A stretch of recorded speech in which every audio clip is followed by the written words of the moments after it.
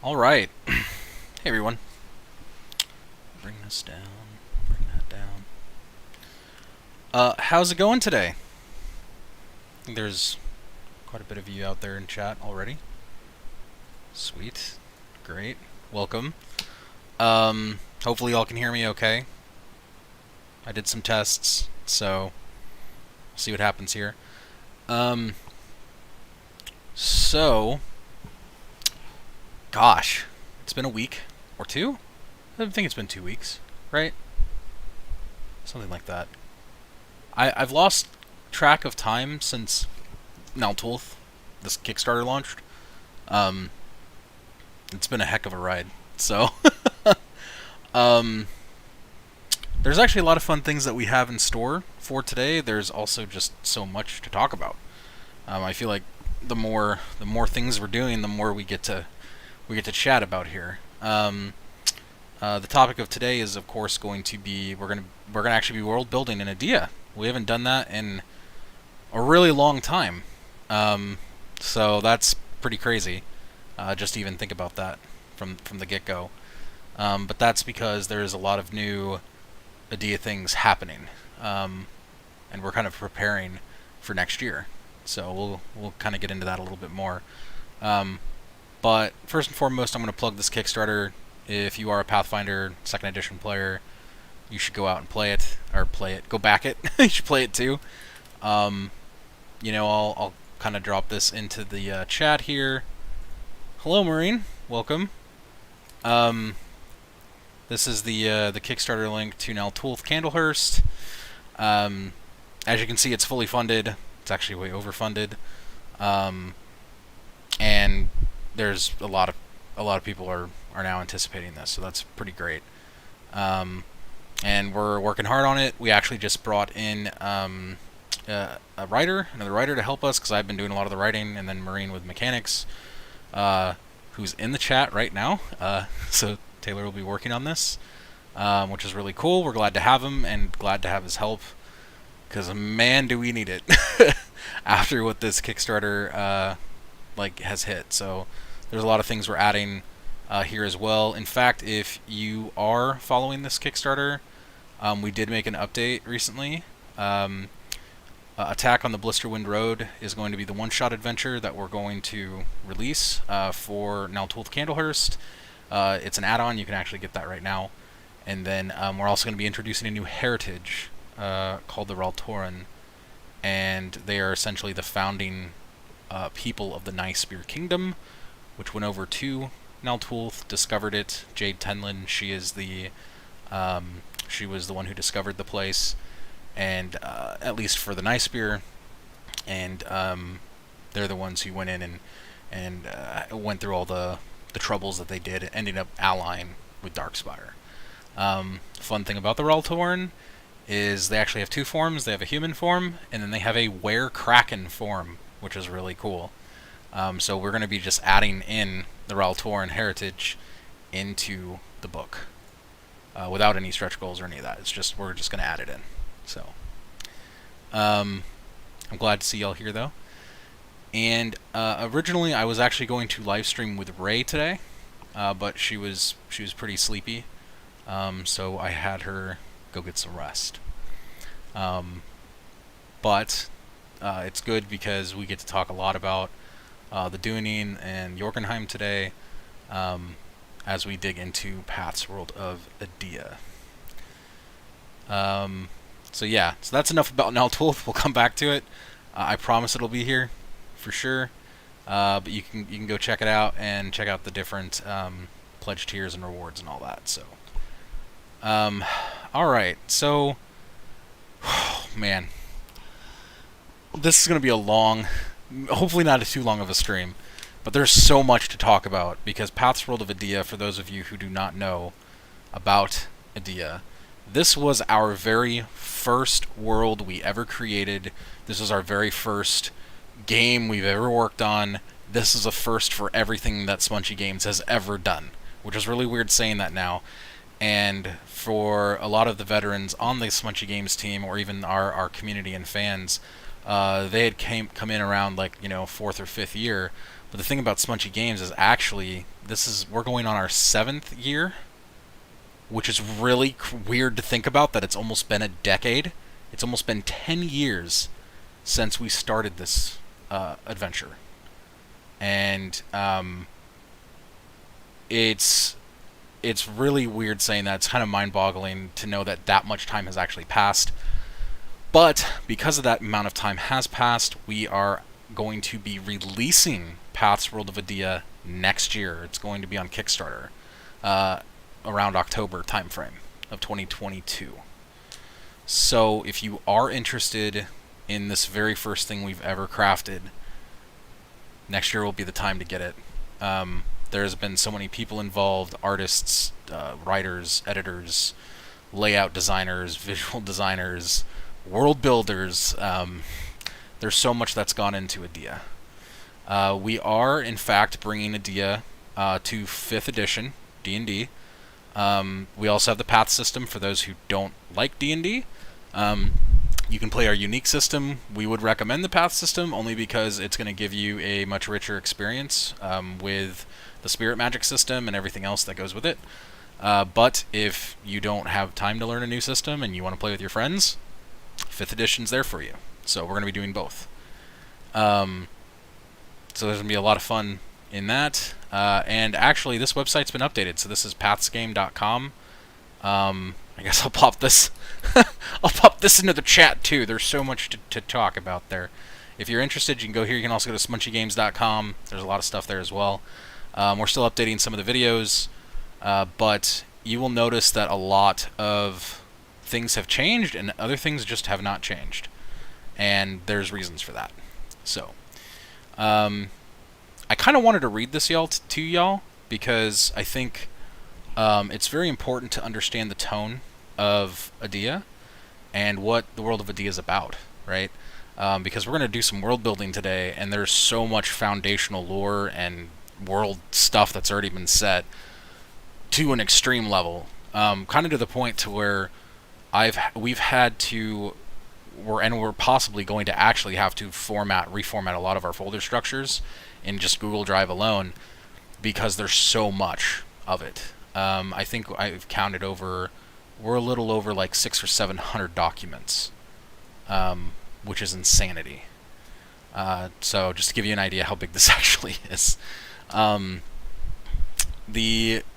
yeah, let me read this real quick, because I actually put this in recently. Paths World of Adia is an epic saga high fantasy tabletop role-playing setting and game where the opportunities to fight back and rise up against the villains that wish to shape the world of Adia in their image.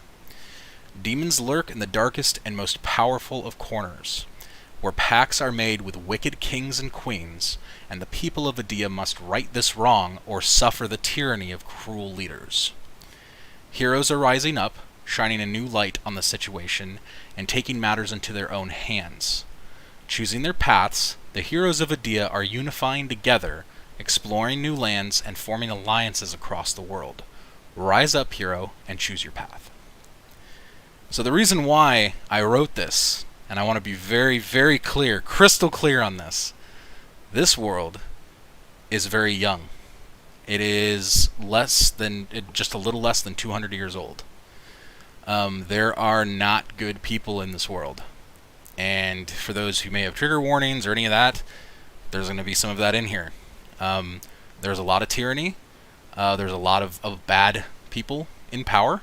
There's a lot of good people in power too. It just depends on where you go. Today, in Jorgenheim, we are going to be talking about a good place. So you won't experience a lot of the things you may have experienced in the Star Kingdom. But in the Star Kingdom, it is a power struggle. And right now there is a wicked king there by the name of Ibhar Malthus. And he has a very serious problem with a certain type of people, of coursers, of his own people, which is very interesting. To be clear, though, this king has also made a pact with demons. So he's inherently, in this case, in Adia, evil. And he is seeking out wicked deeds. And I want to put that out there. Now you're probably thinking, oh, well, that's pretty standard for fantasy. It is. But I want to make sure for those who are brand new coming in and experiencing something that is an epic saga of fantasy, that this is here for a reason. We're rising up against those evils, against things like racism and other things that could harm others, as simple as not having enough food, right? So that's what these heroes are fighting for. They're fighting for the good things, fighting against the abyssals, right? So I use the word demons in here, but that's like figuratively, right? They're actually called abyssals. That's what they really are. So let's go a little further into that. As you can see, Q4 2022, it'll probably be October that this will come out. And this will have a few different books to it, and we'll talk about that later because we're supposed to be talking about world building today.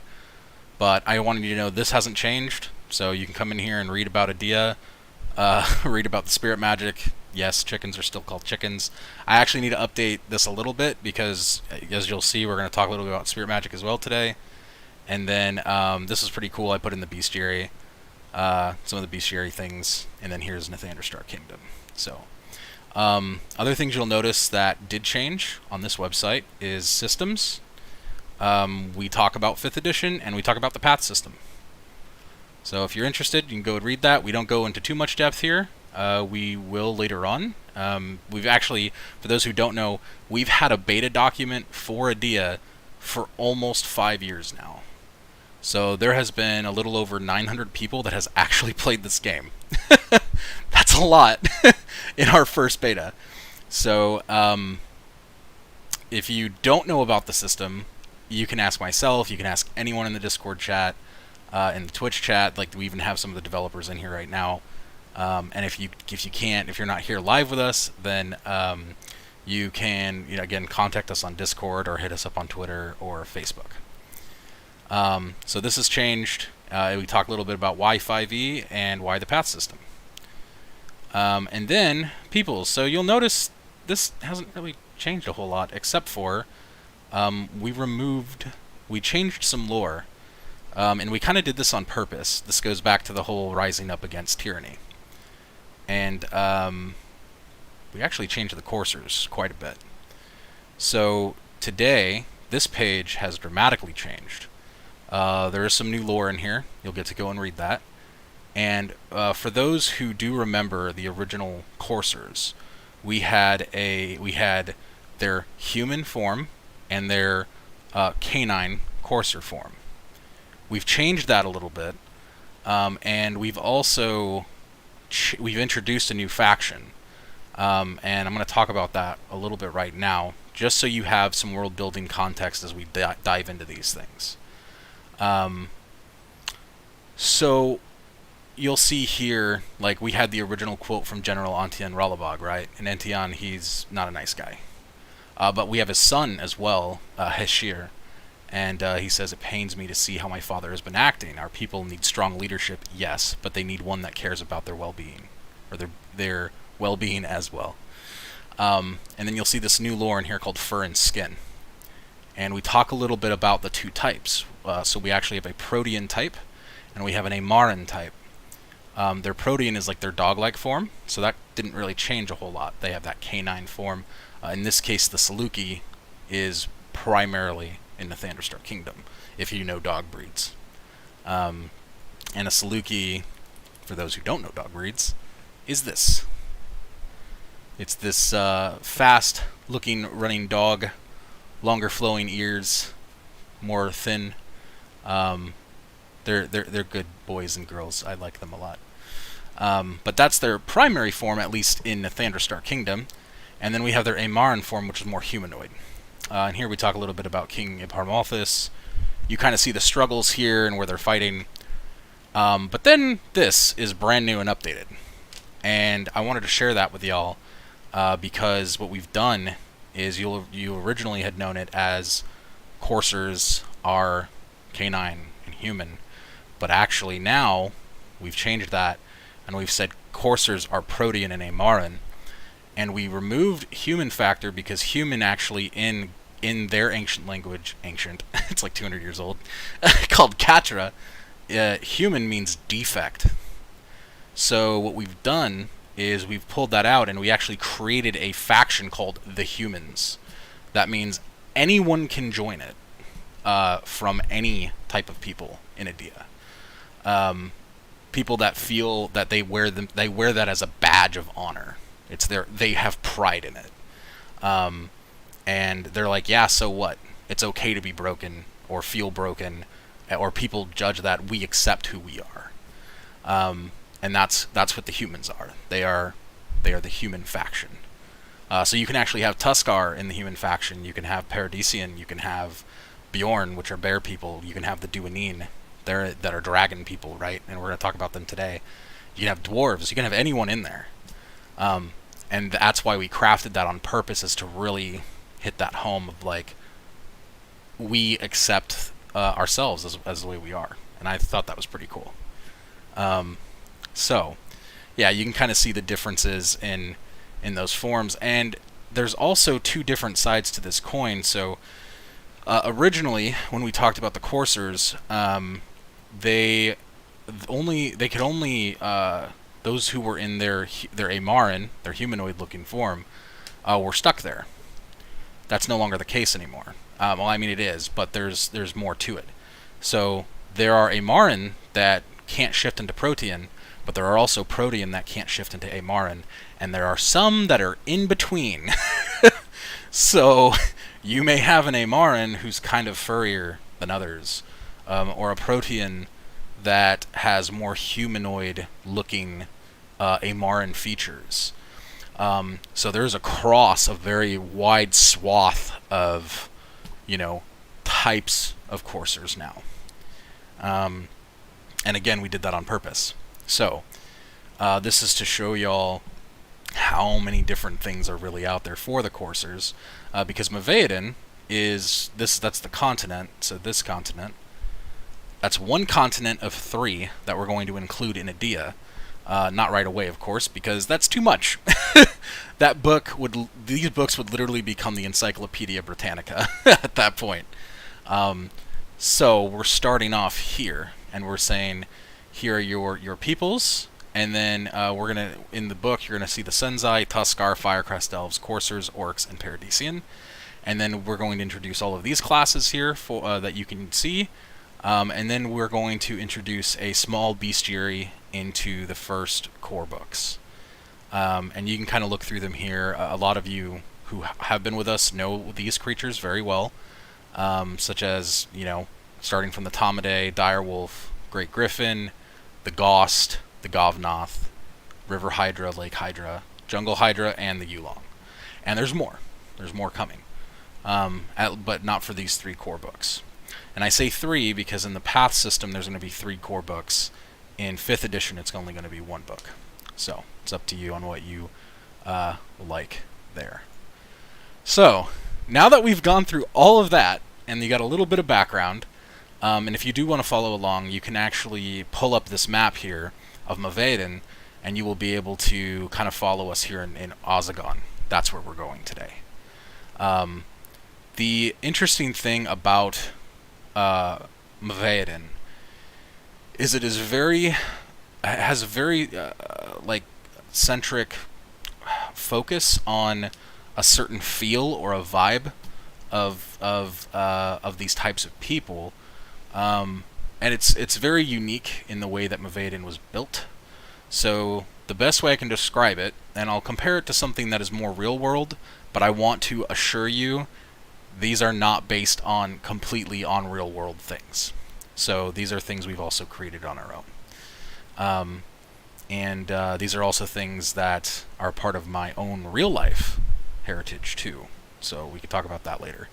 But I wanted to share these with you. So they're a part of me, and when we created Adia, it's myself, my wife, and my brother-in-law. So we kind of brought our own thoughts into this. So, but more of this northern half here, you can, from the Mountain of Whispers and up. So Northern Wallenhide, Mountain of Whispers, Ozagon, Reo Tenok, Naertan. You're going to see a lot more Viking, Norse things by, just because that's something that we enjoy very much. I'd say I'd even go as far as saying Shamradare up, because Shamradare is actually one of the primary cities for the Firecrest Elves. So this is all very, very Viking, very that feel. You're also going to see if you have some of that like classic fantasy feel. So you're going to get more into like how dwarves were, way back when, even in like folktales, folklore, right? So you're going to get some of that feel and vibe, and then you may get some other types of things that we've just thrown in, because we think that it's going to be interesting to see how this works from a fantasy side. And then from from like Shamradare down, you have this very unique mix of things. So you have everything from like almost like Latinx, which is what my wife actually is. So you kind of have some of that in here. You have some like Middle English vibes and like has and more. You got pirates. You have other, that pirate like swashbuckler feel. Then you have like very high magic feel. So think like high fantasy magic to the extreme. So that's kind of all within here. I mean, granted, that's spirit magic in general, but then you have Kyodrayan, which has a little bit more of some East Asian influences, but also West Asian influences. And that's part of also my side, so you kind of have that in there too. Fun times, right? So it'll be interesting, but that's like the best vibe that I can give you. But that's why I say it's also very different too, because they're not the same. So it's not to a T. All right, now we can actually dive into world building. So the place we're going right now, here you see the Mountain of Whispers, and the Mountains of Whispers kind of start in northern Wallenheim and then go west toward Jorgenheim into Ozagon. And Ozagon is the region in which the Dwarves and the Duanine primarily live. Their capital city, or their kingdom here, is Jorgenheim. And that's kind of represented by these like diamonds with another diamond inside. So anything you see like that is a kingdom of some kind. And the populations usually are around about 100,000 to 170,000, where 170,000 is a max. That's Nathandrastar Kingdom. Nathandrastar Kingdom in central Wallenheim is the seat of power for Mavaeden. So everything goes to Nathandrastar Kingdom. But Jorgenheim, this is one of the oldest kingdoms on Adia. It is one of the first outside of Sturkgard Kingdom that you see up here in Rayotenok, because the Duanine, the Dwarves, and the Bjorn, they were the first three types of people created on Mavaeden, as their book called Fire and Flame has been written by the first ever person created, Yalton Altumis, which is why this is called Altumis Bay. Altumis was a king, and here we'll kind of get into this, so I can actually show you some art. So this is the first dwarven king, Yalton Altumis. He's deceased. He died in the First Abyssal War, or the Abyssal War at the time, and he died proudly at the hands of an individual, which I should probably actually pull up Dropbox, because I have art for a lot of this stuff. That's where this gets kind of crazy, and I'm like, I don't know how I'm going to be able to fit all this in. I'm afraid I'm going to bog down. I'm going to bog down the system. But here is the individual that killed Yalton Altumis, and he is a lich. He's an abyssal lich, and he goes by the name Tremodomus. And he is the one who essentially initiated the Abyssal War. There's a better look at him. You can kind of see, so this swirl represents the Abyssal symbol. It's kind of like all over him, right? And then actually what was really interesting is I had a comment forever ago, and I just never addressed it. Or maybe I did address it, I don't know. But you'll see this, like, circle, like half circle with a dot in it, and it actually kind of floats above, right here, above their foreheads. And it's a broken halo.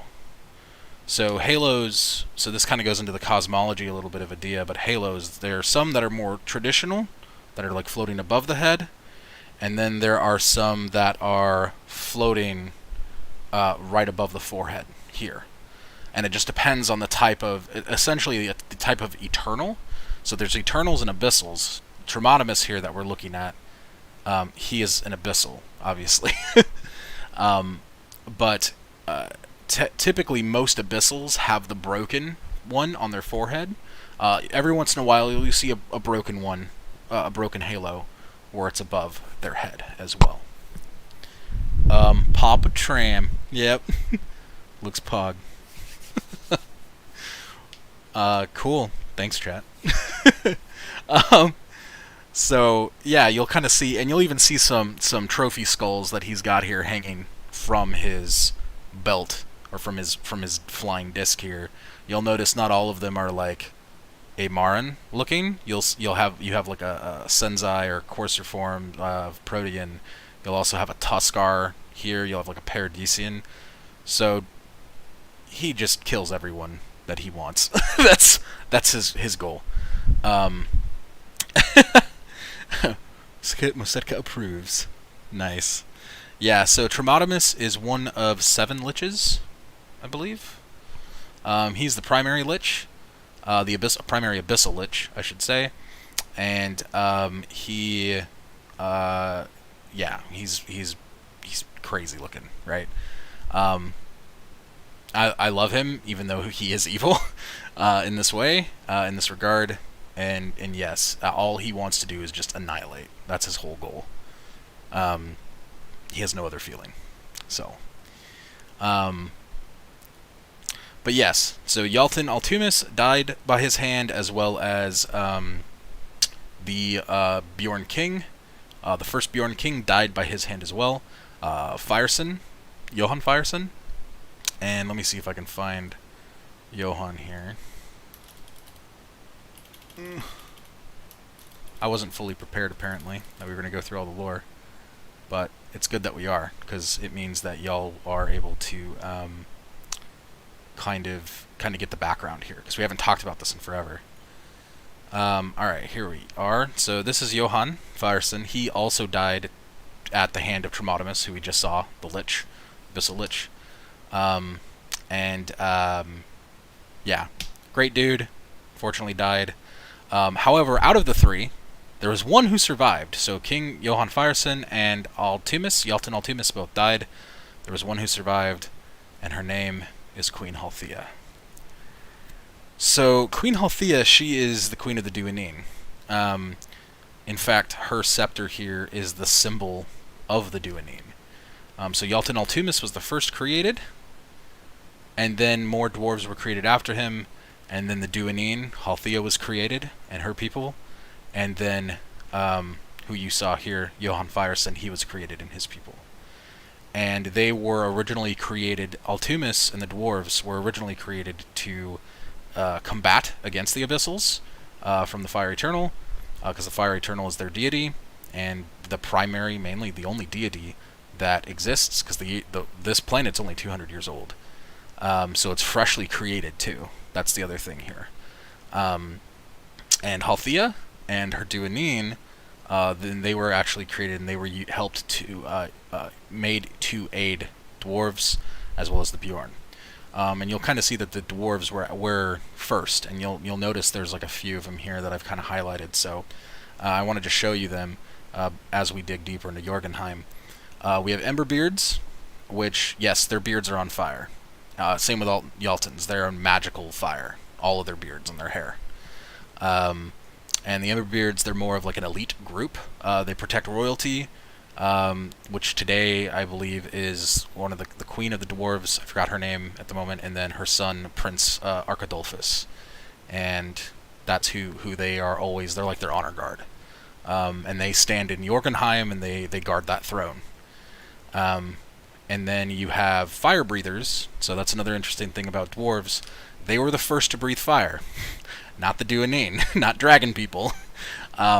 So dwarves actually they can breathe more normal, common fire, but they can also breathe magic fire. They also taught the Duanine how to do this, which is pretty dang cool. Merch. Oh, there you go. If you like the art, yeah, I think we actually do have some shirts. Marine's right. If you do like these line work, we have them on the merch store right now on Twitch here. You love the Runesmith, yeah. I want a shirt that has the Runesmith on it with the text. Look at this title, man, on the top, and he is doing his best on the bottom. That's pretty great. That's good. Yeah. So the fire breathers were the first to breathe fire, and then of course we have our runesmiths. So this is very classic dwarf. That's why I was like, there's some classic feels in here. But the runesmiths, these runes can actually be socketed into equipment in the game. So in the path system, for sure, and we'd love to do this in 5th edition, but 5th edition has some of those things where we can't. But in the path system, if you do choose to play that system, you can actually you'll be able to craft runes if you're a runesmith and socket them into your equipment and your weaponry, which is really cool, and your shields and all that. And there's certain ways that they do this to gain the spirit magic dust. We'll get in the druids. Druids are also interesting because the dwarves were the first druids as well. Very different than other worlds, I can assure you on that one. And the druids also have a twist to them that we'll talk about a little later. So I wanted to show you the dwarves, and then I want to show you Halthea here, which means, yes, she is about 200 years old. So she was there from the very beginning. She fought in the Abyssal War. Her comrades died. Her families died. The people that she knew and loved were no longer there. They died to the hands of the Abyssals. And I would say out of everyone, she has definitely the most pent-up anger against the Abyssals right now. She's also, her and the Dwarven Prince Archidolphus also have a very strong problem with King Ibhar Malthus and Nathandra Kingdom. So they believe that what Malthus is doing is bad because they need to be, the people of Mavaden specifically need to align in the case there is ever an Abyssal War again.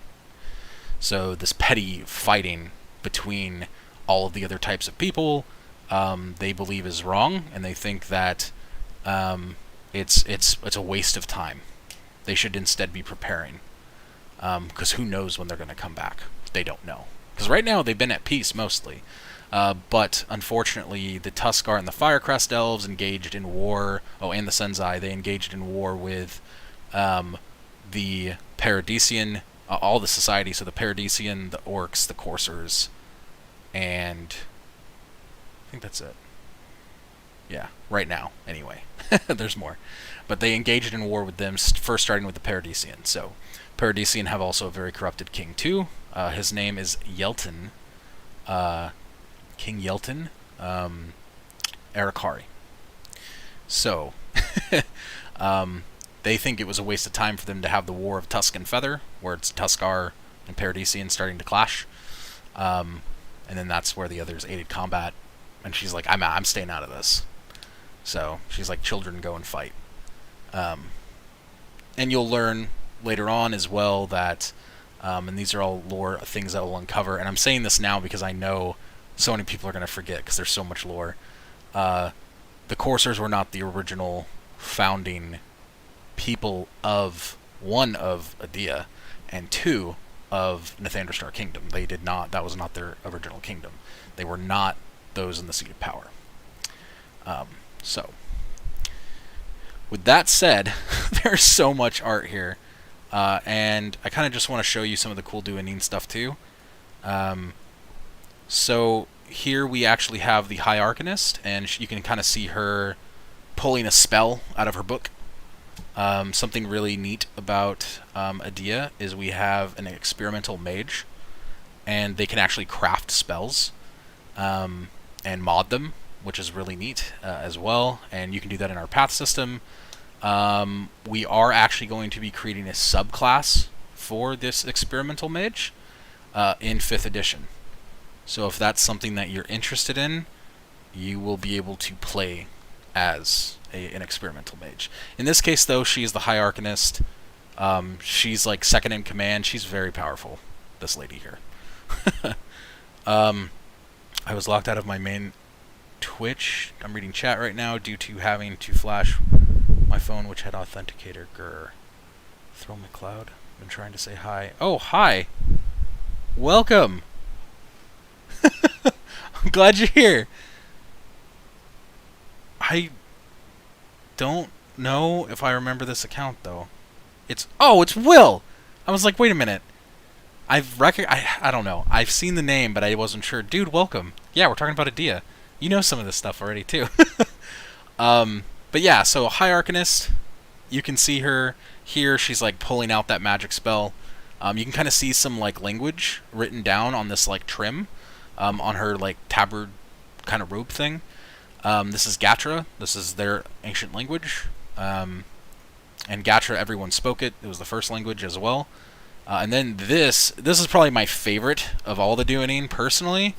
There's just something about mages and, like elite forms of mages, and that's the Mage Guard. So these people are so freaking cool. If you notice, the Mage Guard here, so this is a male, and I should actually distinctly say this, species-wise, the females do not have horns. They still have their big crests. Some of the crests are actually much larger. They're more elegant as well. And then the males have horns. So that's one of their big signature differences. There is also another difference where the males and females, they also have metal tattoos that are underneath their, like on their rib cage and up underneath their arm. And they're written in Gatra. So it's actually really cool. But it's metal tattooing. We actually have that all. I'll have to share that with y'all sometime. But it's Duanine specific. That's part of their culture, is the metal tattooing. And it gets essentially absorbed onto their skin, which is really cool. Because they're like kind of leathery, like a suede feel if you were to ever touch them. And they use different types of metals, from like ash steels to silvers to golds to you name it. So, how can you forget Will? He is here for the thrill, says Marine. Sure do. I love the deep lore dive. Good. Yeah, I'm just setting this all up. That's why I was like, this is probably going to be a little bit longer of a stream, because we're actually going to be doing some world building too. But that's why I'm showing you these. So this Mage Guard, you can kind of see they also wear the symbol of the Duanine here, that scepter that Halthea is holding, the queen. They protect the queen. So they are like an honorary guard. They protect royalty, and they have no problem taking someone out if they need to. You can kind of see that this Mage Guard has these spears that he has magically crafted out of a mage weapon through spirit magic. So it's like, imagine like, you know, I'm going to use something very classic in fantasy. So like you have like a heist that's about to happen, and let's say you have a couple of thieves that are scoping out the area, and they're like, "Wow, all the guard seem to be unarmed. That's very weird, right?" Now, in this case, you might know that the Mage Guard may have weaponry or can use their magic, so you would be aware of that. But if they're unarmed in this way, you start questioning why, and then all of a sudden it's like the Mage Guard like put out their hands and weapons form, and they grab them and they start swinging. That's what they do. So it's pretty great. One of my favorites. Taylor says Gatra is tasty. Gotcha. Snaps. Will says, I really can't wait for this release. I feel like I need both versions because I love the original mechanisms I was a part of developing. Yep. But I also want the 5e package to share with people who would adopt to it more quickly. Yeah, that's exactly why we did it. That's why we did it, because not everyone has the time to learn a new system. So, Marine says, in 5e, are we going to make a Spirit Mage Sorcerer subclass? Yes. Jake is actually in charge of doing all of that right now as we speak. So he's already looking through how that's going to work. Here's a male as well. This is just more of a more detailed sketch art. You can see it in the horns, crests. Oh, and then this is really cool. So I pulled this image out on purpose because we're going into Jorgenheim.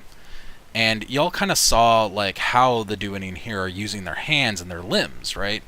They're six-limbed. So they have their wings kind of like a wyvern, and they kind of like they have huge fists almost that are ape-like but wyvern, and then they have their almost humanoid, back legs and front arms. But this actually really shows it in great detail. So here we talk about the horns versus crests, right? But then we actually show that the Duanine can in fact also get down on all fours. They don't always have to use their other limbs, their winged limbs. They can walk on all fours and run on all fours like an actual dragon. They can also crouch, as you see here, how they're crouching down and holding something in her hand there, right? And that's on purpose. It's to show that, in flight, they can actually cast with their hands, and if you were to see them in combat, they're a little more vulnerable too at times, because while they can armor those big winged arms, they're so powerful, this is where the flaw comes in as a Duanine. You can only have so much armor on you, right? Your wings are going to get cut. You're going to get hit really hard, right? So you have to be careful in how you move, and how you block things, or what you plan to how you plan to retaliate.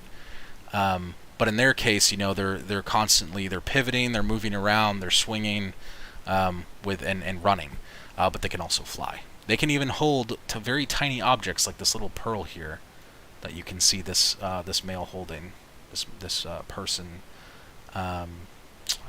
alchemist, I guess, of some sort of runesmith. Yes, that means Duanine can also be runesmith, not just dwarves.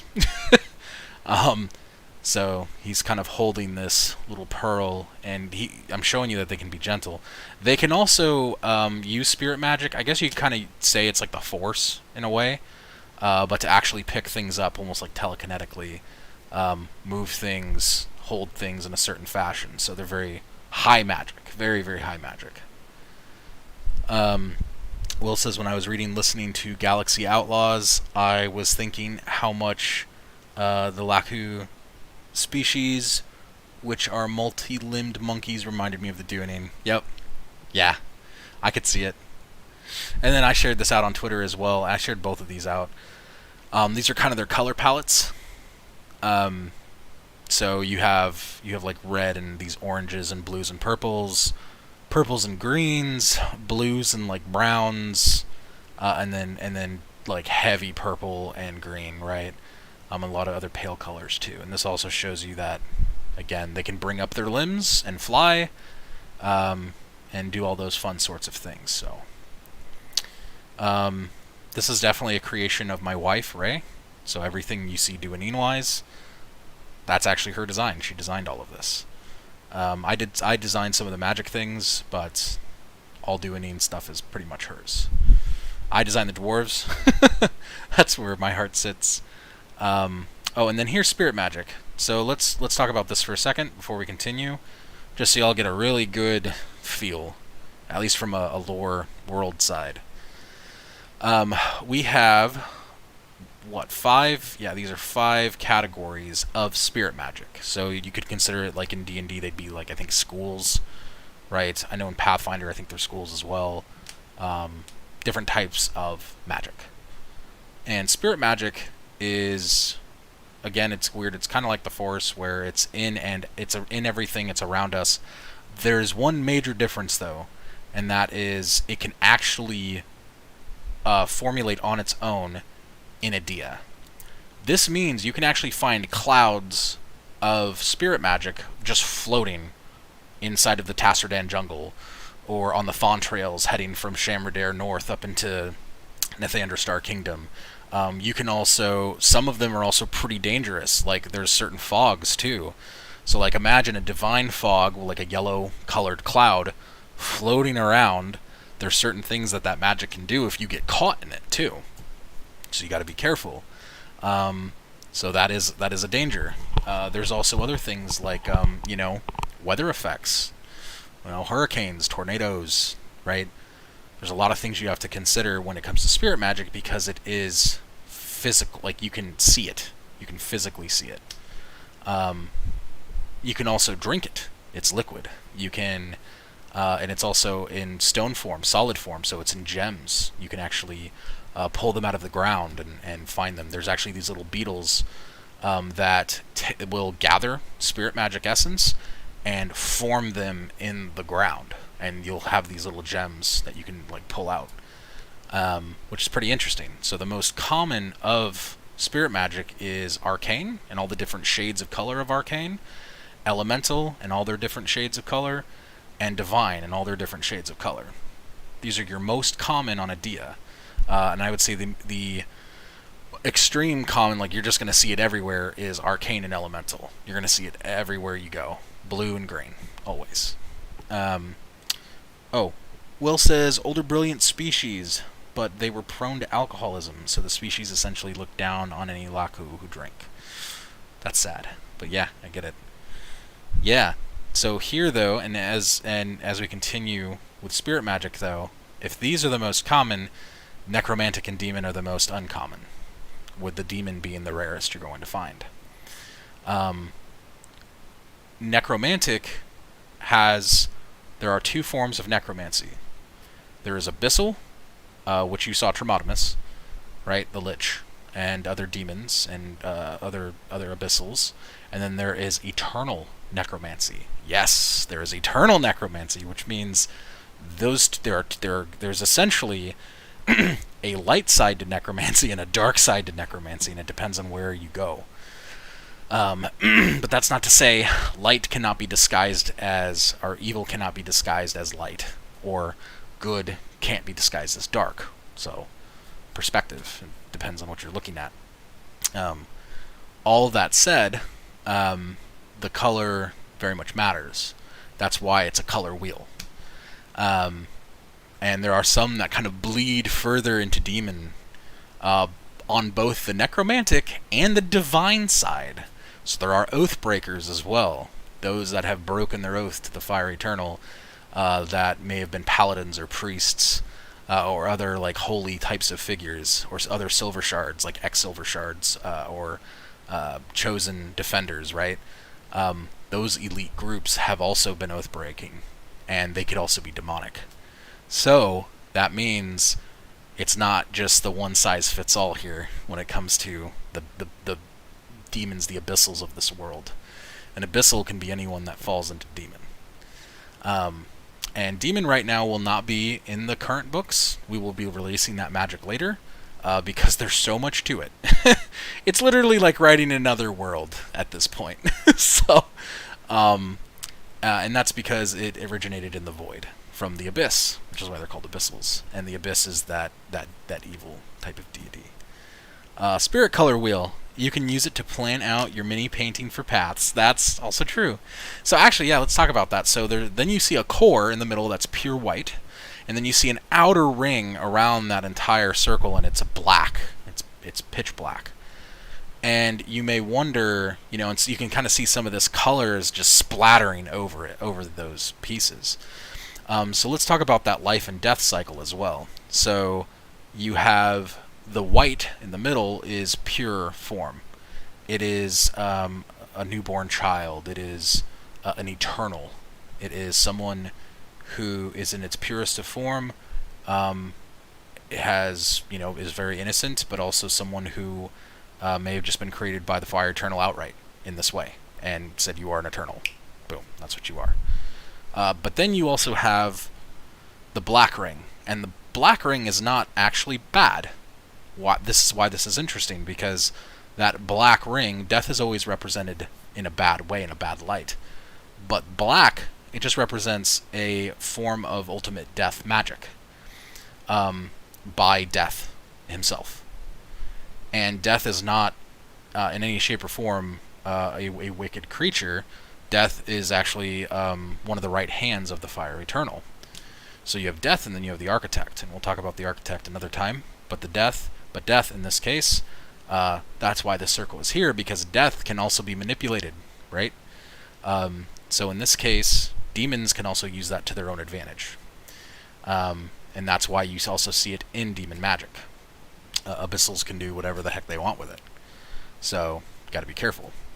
In this case, story is from like high level down. Death's scythe was taken from him by the Abyss, originally the music maker, and turned into the Abyss, and then created the Void. Well, didn't really create it, kind of been ripped open into it. From there, that's where demon magic spawned, and all of that came to be. So abyssal magic was formed, Tremodomus, the first Lich, etc., etc. Going further from that, though, you can kind of fast forward to today, and Death got his scythe back, which is why we have Eternal Necromancers. And that's why Necromantic is in fact now separate from demon magic, where once upon a time this white line would have not been there. And I don't know how many of you had caught on to that in the past, but this white line would have been removed, and demon and necromantic would have been abyssal. It would have been the same. But because Death has his scythe back, necromantic is now sectioned off from it, which is pretty interesting. I don't know if I've ever shared that or not. What happens when you encounter a true gray creature? More often than not, because it is a shade, it's a shadow of itself, it still would fall into a form of death magic, because it's white to black. So they're closer to the death side of things. Where if they were like a lighter type of gray, and they're closer to the white side, you know that they're still pretty early on in their life, because that's another interesting thing to talk about. All of these different tones that you see here in this circle, see, that's how complex spirit magic is. It rounds and circles out, right? So middle, you actually can have like super light yellow magic. This is their age. It depends on how close they are to death. So you may have someone with like this super dark red demon magic. You know that abyssal is probably about 200 years of age, if not older than Adia, right? Tremodomus, in his image here, which we'll go back to Tremodomus, Papa Tram, as Marine likes to call him.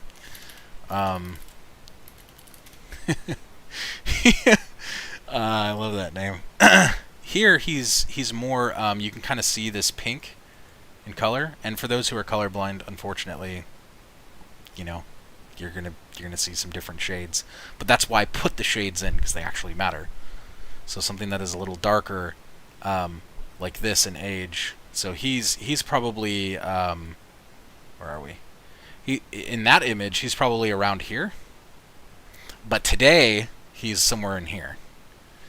And that's why that matters. So that's why like Nazthul is like this weird like pinky purple, like he's like the summoner, right? So age matters. For sure. And that's why these ring out. And then death ultimately is where you're gonna go. Whew! That was long. Alright. So you got spirit magic, and there are mechanical rules for that in the path system, and we're going to be putting a couple of things into 5th edition. 5th edition has its own magic system, so we're definitely going to put in the colors and some affinity things, but we won't go into that right now. Alright. You got Dwarves, Duanine, you got the spirit magic, you got Ozagon, you got Jorgenheim in the location, you got the symbol. Will says, but old creatures who, though fluctuations in their spirit can still remain within the lighter spectrum of spirit, correct? Yes, absolutely, yeah. I mean, and that's where it gets interesting, because like old Eternals could still be considered this bright white color. Some Eternals could be gray. They could be a dark gray. So that's kind of interesting too. They could be pitch black as well, right? That's why the one thing, if you do adventure in Adia, the one thing to always remember is do not judge a book by its cover. Because you never know. Something can look dark and scary and actually serve the Fire Eternal. Something can look beautiful and tempting and serve the Abyss. So it's not always true what you see. It's really what's beyond their outer being. That's really how spirit magic works in general. That was done on purpose. But yeah. So this art now that you're looking at is not our art. I pulled this in for inspiration. And it's because in the past when we did world building streams, I didn't have something like Mural, so I didn't really have a whole lot of things to share and show you kind of what these things might look like. That's not to say in time we won't have art, because there's definitely going to be a crap ton of art coming for this. But I wanted to give you kind of like a thought, a perspective, or a depiction, something to paint in your mind as we go into Jorgenheim. So one thing to note, and I'm going to go back to this map here. If you look where Jorgenheim is, it's at the very tail end of the Mountain of Whispers here, like as it kind of goes up towards Hans Garden, right? Jorgenheim is also next to this icy river, and then it kind of mouths into the cave tunnels. Everything from here going all the way back up to Elsby Novel, everything has its own cave system in it. Tons of paths and cities and towns to go through, right? Boroughs of Knocklaw, Vinram, Vikelund, Trellheim, Yergdaros, Raric Holt, the Throat of Open Graves, which, if y'all remember the Throat of Open Graves, that's a very scary place. Kaplan Lag, Fornros, all the way up here to Wickrallen and Elsby Novel. All of this has cave systems in it. So that's where we're starting in Jorgenheim. And you would almost be called the entrance, right, to these Mountains of Whispers. Okay. Where the heck am I? Jeez. I first thought I was on the site for a second. Okay, go back to this. So that's kind of where I wanted to share some of this. So, like, something like this image would be more like a Raric Holt feel. This would be one of the places that the Abyssal War was fought. So you can kind of see that. But I use this because also this shows some of the terrain that would be out there. It's snowy. It's cold. But it's not like dead, right? Like Naltulth. Like Naltulth is dead. It's dead cold there. Here it's more fantasy cold. You know, it's cold, it's freezing, but you're not going to die from the temps, right? And then these two images were more about like the mouth into Jorgenheim. So there's like an opening and an entrance, and you would be able to go into that opening. And when you got in there, you would see many different like little like carved out caverns or rooms, really. And then one giant like area as you go deeper into the mountain, right, which is like the main center. At least this particular mountain. And then here, I kind of wanted to depict like guards on the outer walls. So sometimes they would have like certain holes and hovels that they would then go in and out of from the mountains. A lot of these guards are going to be, guards of Jorgenheim. They'll have your pretty standard weapons. Sometimes you'll see Mage Guard joining them. Sometimes you'll see Ember Beards joining them. Sometimes you'll see Druids joining them. So you'll see Druids standing out, looking out upon this, canyon here. And the thing about Druids, and I need to be clear on this one because some of you are actually very new watching this stream. I know Marine and Will remember this from like years ago. But Druids can actually pull up the land. They can shift it and shape the land, which is very interesting about Druids. So, like, if they ever need to hide an entrance to Jorgenheim, they'll just pull up a mountain in front of it, and you'll never find it. There's other times where they'll, like, shift rivers, which is why rivers actually flow differently and look weird on the map. you'll look at this map and go, wait a minute, rivers don't exactly flow this way. And it's like, yeah, that was on purpose. Because Druids actually carved out certain rivers throughout Movaeden. It goes so deep into this already, right? So keeping in mind, that's a thing that can happen here. Druids can shape the land in the way that they need to. And this is due to that high magic side of things. So this is kind of the entrance, and then I kind of pulled this one up here. I felt this would be kind of neat because if you had never been to Jorgenheim, you would be following this path toward it, depending on which way you're going into Ozagon. But you're traveling, and you would see, like, you'd look up in the sky, and you would like see something like an aurora borealis. You would have someone, you know, light the way with a torch. You might see some snowy creatures out there. They're not really attacking anyone. They're not really hostile. Some of them aren't, the closer you get to Jorgenheim, right? The further out you get from Jorgenheim, so that's actually something really important to note that I need to put a note here, because we'll get into all this. Closer to Jorgenheim, less hostile the creature, unless they are from their outer magic ring. And that's important to note because they do get attacked by creatures at Jorgenheim often, but more often than not, the closer you are is because of the Druids.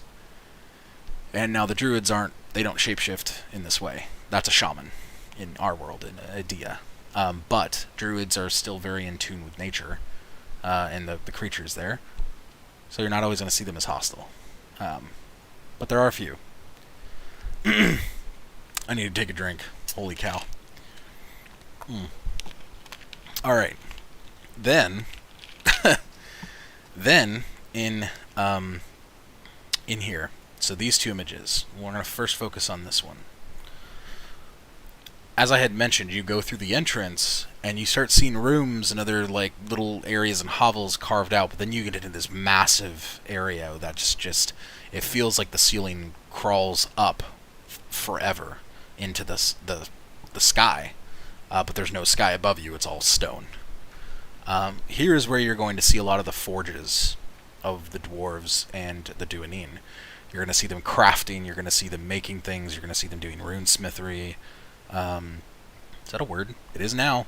You're going to see them forging and just kind of digging deep into whatever it is they need to craft. You're going to see people not only making things, but discussing things. You may see some leaders discussing about what they need to do for their city next of Jorgenheim. You may see ambassadors walking around from other people, right? Other peoples that are in Adia. You may see some from, like, Bjorn, for sure. Sturkgard Kingdom is closely tied to the Jorgenheim Kingdom. They're sister kingdoms. So you'll definitely see Bjorn walking around here. You'll see, every once in a while, you'll see a Firecrest elf, right? You may see a Firecrest elf with a dwarf inside of a tavern talking about how cool their beards are. That could totally happen. Where the Firecrest elf is more natural with like hair and like has all these clips in it and like ornaments, right? You're gonna have a dwarf who theirs is all fiery and flaming, and maybe they have like some magical ornaments instead, and they're comparing to see whose is better. I don't know. So like those are the types of things you would see.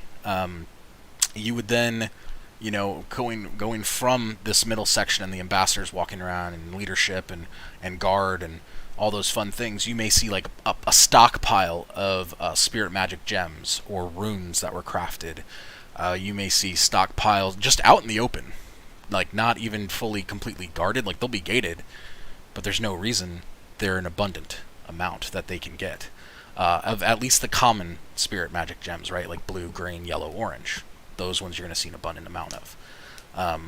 And they're used in everything that they do.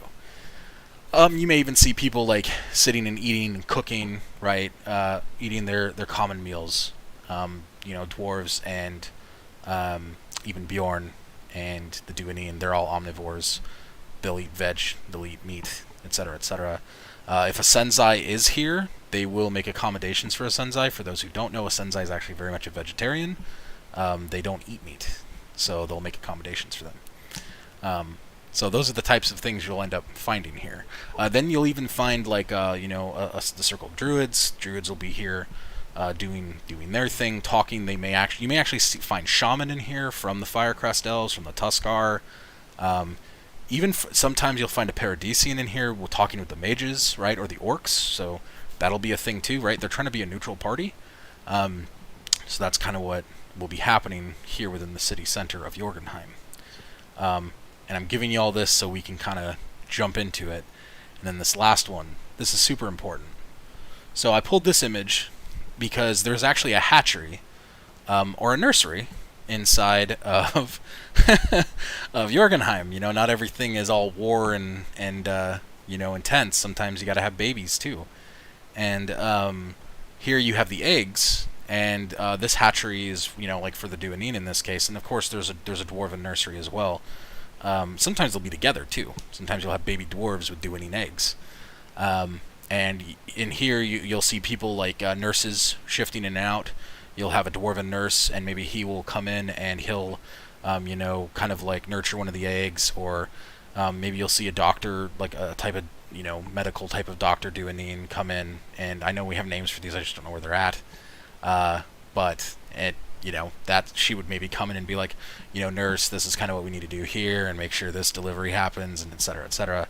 So we've gone really, really, really, really deep into just even where like the hatchery is, and then how the nurses like take care of them, and and warm the eggs too, because that's the other thing. The dwarves, they're the primary ones that breathe the fire, so you'll actually have a fire-breathing nurse, which I thought was really dang cool.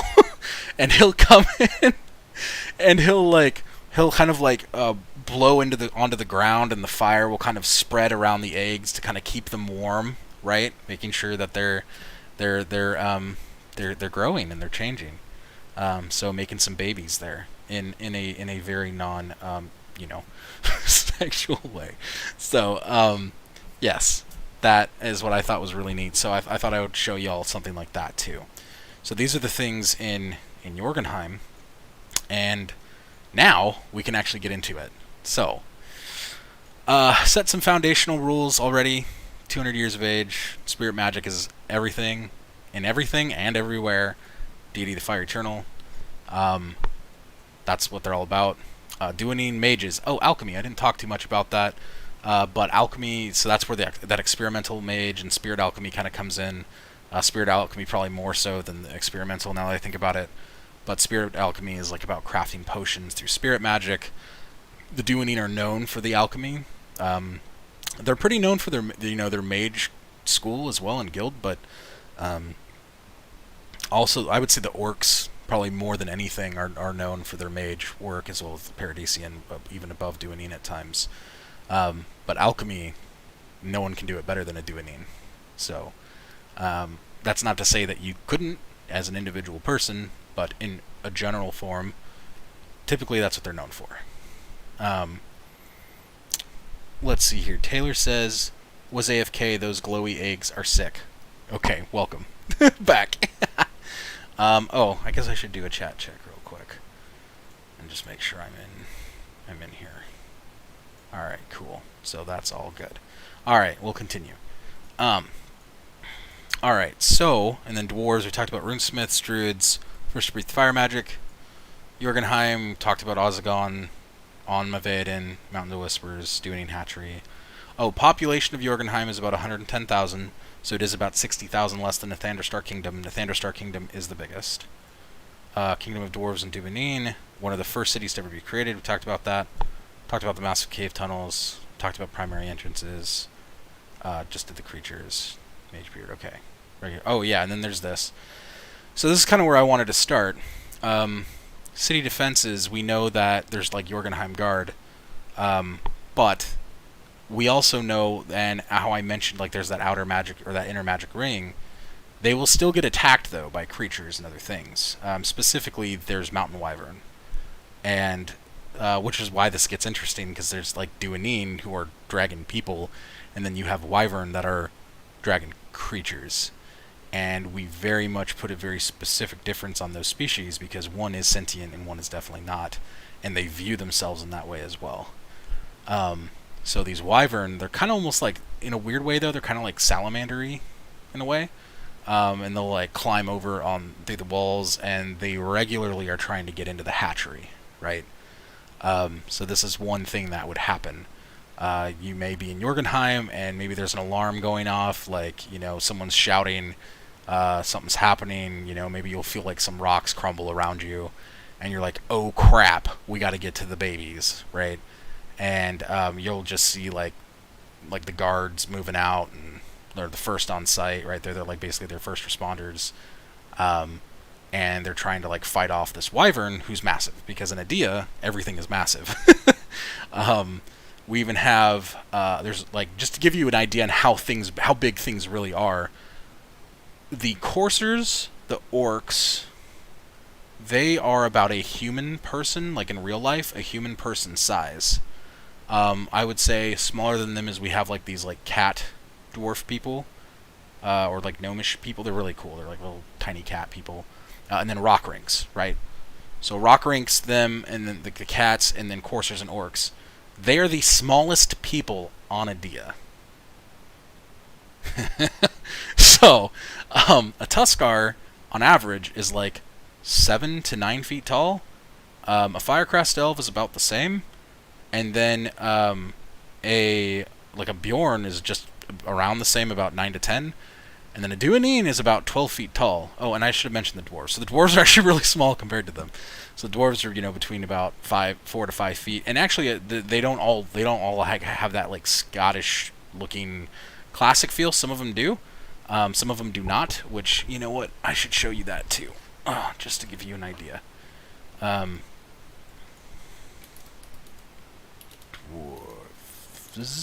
Dwarves. Oops. Here we go. So not all dwarves actually look like that, you know, classic feel.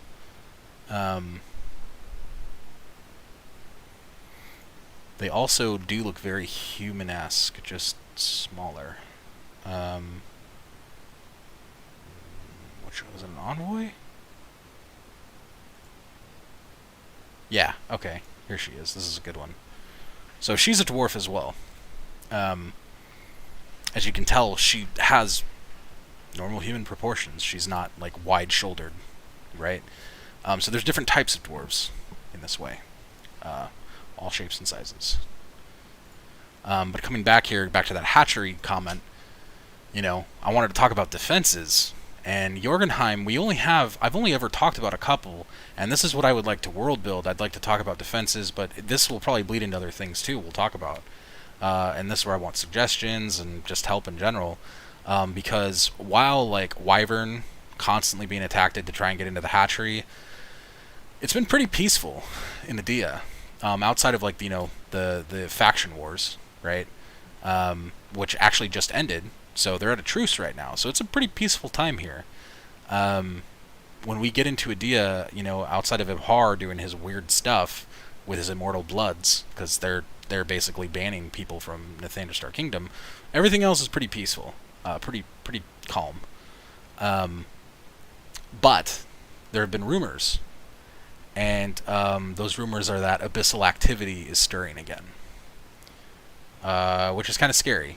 Because the last war that they had with the Abyssals and the demons was horrifying. Like, it whittled their population down by almost 3/4. And most importantly, there were just so many things that were like not built, right? And so many things they didn't know, but now they do. So think very high fantasy. So magic, everything's magical, pretty much. There's some mundane though too, right? Like an ash steel sword, things like that. You could have siege weapons. I haven't made any in Adia, except for I think I made a ballista. Did we make a oh, we had a cannon. Yeah, because one of the Tuskar were able to like carry it as a weapon. But I haven't thought about beyond that what other defenses there might be. So out of all the different factions, all the different people, out of all the different magics, or other things they might do, if there was ever an abyssal attack to happen on Jorgenheim, what should they prepare for? Like, put yourself in those shoes for a second. You got Papa Tram here. Go back to Tremodomus. Oops, not in the envoy. Yeah, here we go. So you got Tremodomus here, Papa Tram. Him and his crew are about to roll in to Mavaden again. The very first place they're going to hit, more than likely, is in the Mountain of Whispers, because the Throat of Open Graves is still active, with some kind of abyssal activity. They don't know what, but they know don't go in there. So the Throat of Open Graves is a very scary place, as to what's in there and how things happen. In fact, if you read the book I wrote, A Wardroom of Death, this one, you'll know about that, right? And if you don't, that's okay, because we're going to talk about a little bit about it. But if you were on this council of leaders, or even maybe you're an ambassador, right, that you've just come over from another kingdom, wherever you've come from, what would you be suggesting to these people? And or in conjunction, what can you think of that might help in general to build that might help them against abyssal activity? The thing for me, as I know that here with Papa Tram here, Tremodomus, he is very dangerous and powerful, but there are a lot of abyssals that are not, right? And I don't think Tremodomus would just show up and start throwing, his meteors like this. I don't think he would do that. Because then he puts himself in a risky position, because even though, he's been able to kill kings and queens in the past, and just other very powerful folk, a lot has changed in 200 years. And I don't think he would want to risk that yet. He'd probably want more information. Oops. Sorry. But he'd probably send his lessers, which would be like Panic Fiends, right? So if y'all don't know what a Panic Fiend is, this is a Panic Fiend. And Panic Fiends, they're very disposable in Abyssal's mind. Because Panic Fiends, they are basically grown in the void. They come from the void itself. So to give you an idea, the void is kind of like this fleshy ground. Like the ground is alive when you walk on it, and you can feel it kind of fleshy and squishy and very gross and slimy, right? It's a very dark place to be. But these things are birthed there. They're crafted. They're created. And there's large tentacles that will come up and push inside of a nest of them that are being created and pull one out and throw it into an army rank, and then so the liches or whomever is there, right, like any of the Rachnoid brothers, they will then command them off to go to Adia. And that's where some their abyssal portals will open and they'll jump through, right? In some cases, if it's not a random portal that's opened, in some cases they may come out through the Throat of Open Graves and through a portal that way too. So they have to be prepared for Panic Fiends, because Panic Fiends, you can kind of think of them like bugs in a way. So think of them like Tyranids or Zerg or Starship Troopers, right? They're a hive mind. They will absolutely follow their alpha into death, because they're not they don't really have a soul. They're not sentient. So and they may act that way, but they're not. So this is their alpha, and all Panic Fiends have an alpha, And you'll notice the Panic Fiends, the like standard Panic Fiends, they have their mouth sewn shut, and so they kind of have, and their eyes too a little bit, right? And that's just because they're being given blind control or being fed things for them to move and just go and do things. Their alpha is the one that's seeing and kind of giving those things to them as they go and they move through. One of the quotes that I had for this Alpha Panic Fiend was, "I can now see and hear everything, or see and taste everything." Yeah. So, but these would be the first things that would show up in Jorgenheim, and or around Jorgenheim. And right now, in Adia, they've already heard of rumors happening of abyssal attacks in places of the Society Kingdom of Nathandrastar. So the Nathandrastar Kingdom here, and maybe actually I can zoom in closer here. So in Nathandrastar Kingdom, this kingdom is pretty much everything in Wallenheide. This is all of Wallenheide. And you'll notice that there's other like people in the Tasserdan, etc., etc. But primarily, when these attacks were reported, they would have heard them coming from Rockdam Nar, Cradenton, Opspentown, Metzelden, Kaplan Lag, right? They would have heard it in this region. The most, primarily, right now, would have heard from Rockdam Nar.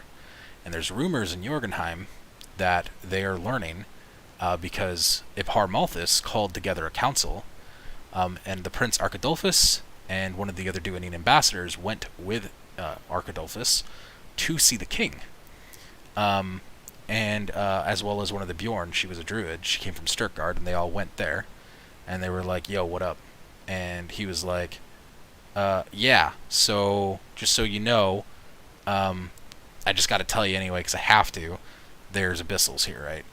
And he's like, "But I shouldn't have to, but I'm gonna do it out of good faith anyway, just because you're kind of a neutral party." And of course, Archidolphus didn't agree what Ibhar Malthus did to the human faction, and the humans is how I'll refer to them going forward. And he kind of like, spits on him, which doesn't make a good case for Archidolphus at this point, because Ibhar is like, "Well, you dirty rat, right? I just gave you some information, and maybe now I shouldn't have." And that's kind of important. So these abyssals doing their thing, rumors have it, and now these defenses, they're going to be preparing. Marine says BRB. Okay, cool. So, abyssal activity stirring. The first things that come to my mind, anyway. I'll kind of just start here, and we'll spread out further. Potions come to my mind. For defenses.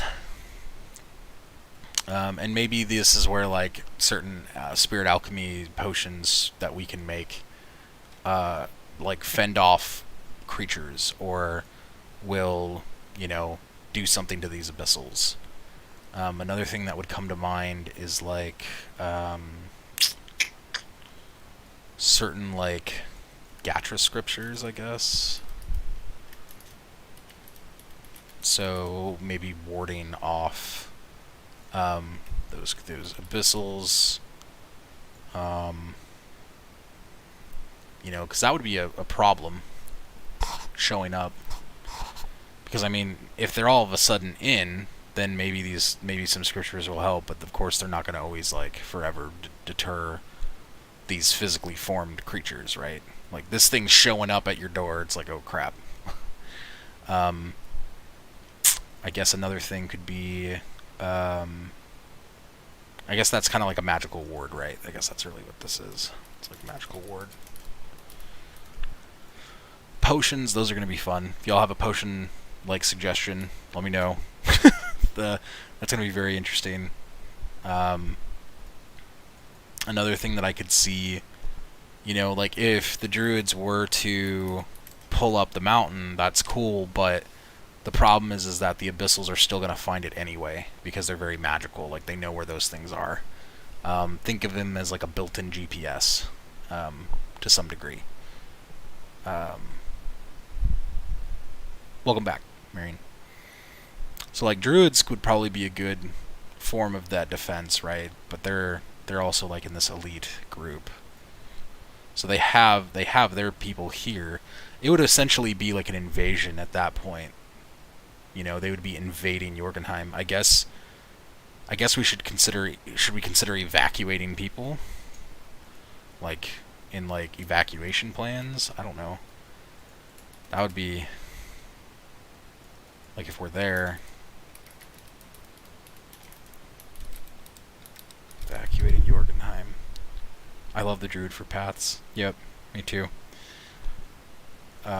People in Jorgenheim. Oh, I wrote it twice. So they would need like an evacuation plan. And if the caves were to ever crumble, that'd be kind of dangerous too, right? Because they're here, so they're in Jorgenheim. I guess the closest places they'd be able to like evacuate to is anything here.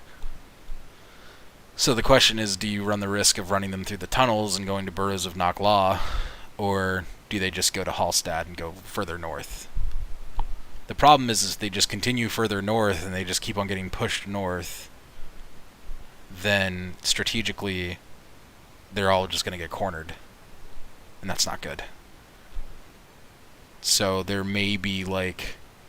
So either like the Burrows of Nokla or maybe Farholm would probably be the places they would go. At least that's what I'm thinking. I don't know what y'all think, but in that situation... Farholm, outside of caves.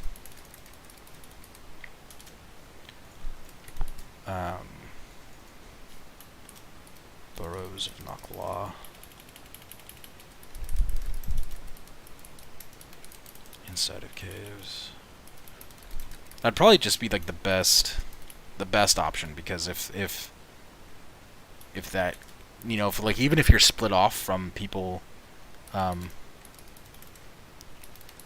your groups of people, given these two options, like, that would make a lot of sense. Okay, but what if the Druids, in an act of desperation, sealed the throat of open graves by burying it under Jorgenheim? Like, they just move the mountain on top of it. Oh, they could. The problem, though, is that that is now an act of war. You are now... They couldn't do that, because in this situation what would happen is Malthus is already perturbed enough and disturbed enough to go, cool, you're taking over my territory, and he'll wage war on Jorgenheim. He's not beneath that. So he's like, why are you in my territory? That's not cool. And he'd catch wind pretty quick, because all of the guards outside of here, going off the Fawn Trails and here into like Akinosama, right? They're constantly wandering the throats right there. Like they would catch word very fast. So that is not an option, unfortunately, for them. And on top of that, they know what's in the throat of open graves. So they know that it would be also very risky in this situation to go, alright, let's move our entire city onto an abyssal burial ground. That's not okay. They wouldn't go for that. But that's not to say they couldn't move Jorgenheim somewhere else in Ozagon. That could happen. You know, they could in fact pull the Mountain of Whispers out further, or maybe make a bridge between Ozagon and Kyodrean, or between here into, like, you know, the Grove of Whispers and the Asadi Plains, right? Like, they could totally do that. They could go this way as well. So I don't know. There's a lot of option there. It's a good thought. So let's put that down, though, because that could totally happen. Druids choosing to move Jorgenheim by pushing and pulling the Mountainous Regions. Oops. I just can't spell, can I? Mountainous, there we go, regions. Or I should say land, not regions, because that'll confuse people. Land. That's a good thought. That could totally happen, because in that situation, right, they can, and then they can also, like, remove mountains, too, right? They could create and remove mountains and other chunks of land.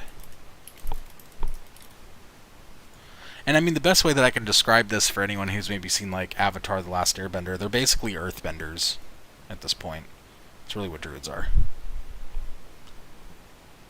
Would a natural wall with only 1 or 2 heavily guards passes work? What do you mean?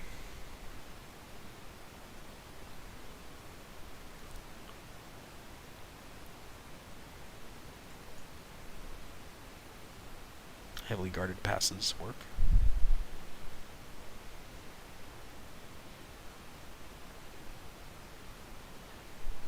I guess it depends on what you mean, though. Because,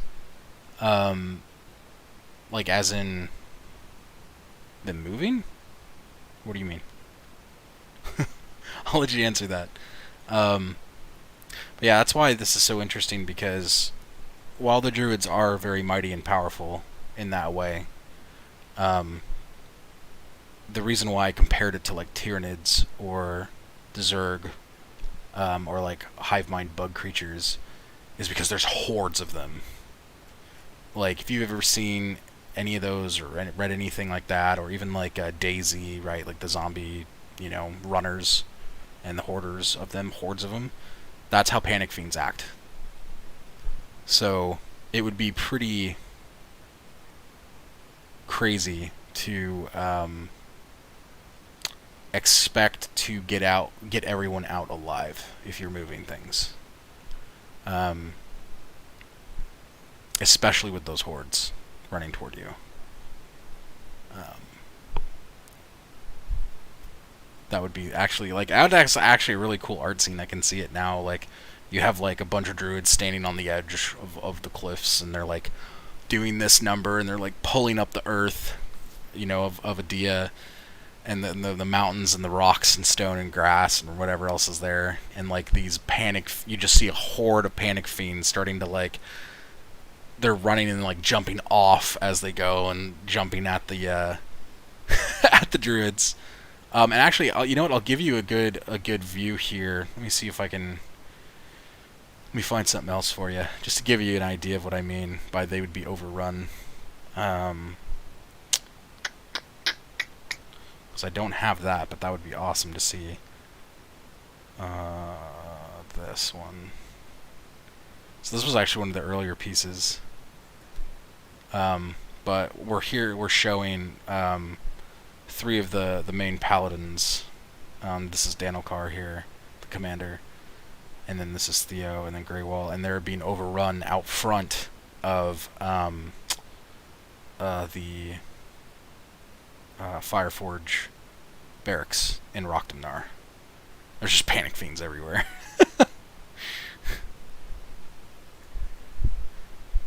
Like a mountain that blocks entry to Azagon with only 1 or 2 passes that you can use to get in, guards placed there.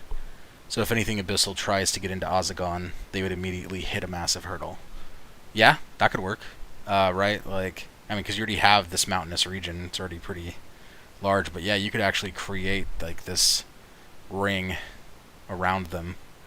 I guess where that would get hard though is because they would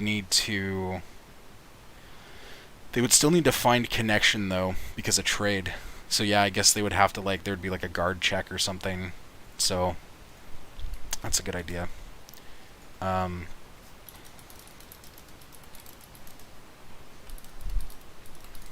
Opening up 1 or 2 passes entering the Ozagon region. Which would also make sense too, because if rumors are true, and there have been some abyssal pacts with any of the kings or queens of Adia, they need to be very careful on who they decide to let in to Ozagon, right? Because you still have some like farmland down here, right? Near Farholm, and then like, you know, here in this Gulf of Naklaw. And then kind of going into, you know, Hunwataki here in Kyodrayan, like that's totally a thing. And those would be great fishing waters as well. You could probably do ice fishing up north, but like here, this would be really good for fishing. But overall, yeah, that would be like one way to do it. Especially, the other thing too is that you have druids spread throughout here. So like, that's why this gets messy, because in Jorgenheim they're going to be able to protect the Inner Kingdom, but when you start getting into places like Vinrum, like everything northern Wallenheide here, this is all like Dwarven Duanine land, except for a couple of these, right? But most of them are Dwarven Duanine, and it's going to be hard. Like, I guess here they could pull those people in and out, but like for the people in Vinrum, they would be like on the front lines of war, and Rare Cult, just like they originally were in the Abyssal War. That was their front line. That's where it ended the war. But then like Fornros and Kaplan Lag, Wickerallen, Yugdaros, right? These all Vinkelland, they get kind of cut off. So that'd be interesting. Maybe they'd have to like, maybe all of this just becomes a mountainous region at that point and hard to navigate. Marine says, and those added security measures could make other nearby nations anxious and uneasy, which could lead to potential plot points for more subtle conflicts. Yeah, no, that's true. I mean, that would make them, well, it would definitely come as a threat to Ibhar. Like, here, the coursers would, and the society in general, would be very upset about that. They would be like, okay, so now you're also going to like block off most of our trade routes. That's not good. I think like the Firecrest elves would be like, whatever. We don't care. they're going to be like, cool, we'll see you later. We'll find another way around, you know. Which here, so here, now let's look at the full map. Because the main port of Shamradare is here in the Twin Lakes. But yeah, so I could see that as being a defense. And then also, like, needing to know, like, if they were to sail, then they would have to take the long way around all the way up through the Rookvarn. I guess they could go into Kyodrayan too, but, like, yeah, it just depends on where they're going to port at. But also, like, as far as, like, open water trading is what my mind's at the moment, if they had to block these things off. But they could probably do it. I mean, and then on top of that, though, we are, I guess, forgetting that the Duanine can fly. So they can totally fly over these mountains pretty easily. Oh, actually, that's brilliant, because, yeah, so if they were to create this, Duanine, so, like, we have couriers, too. What do we call them? Oh, dang, I forgot what we called them.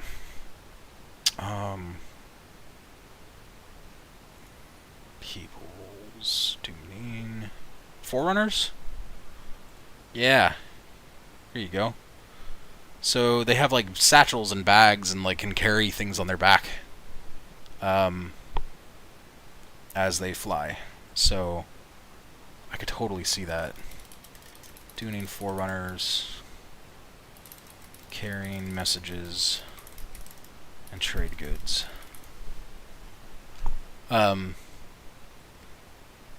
mean, that would almost have to happen at that point, like for the fastest way outside of like ship, sailing ship, water ship. Not Watership Down. Totally different thing. Not to get confused with those two.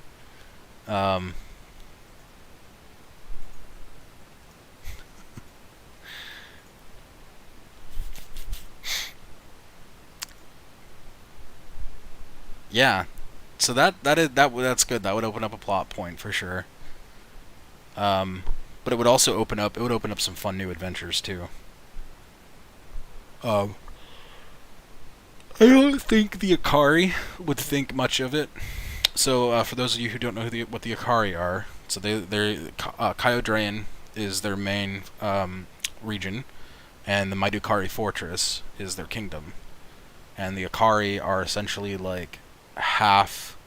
They're like Centaurian rhinoceros beetle people. Is the best way to describe them. They're very fast.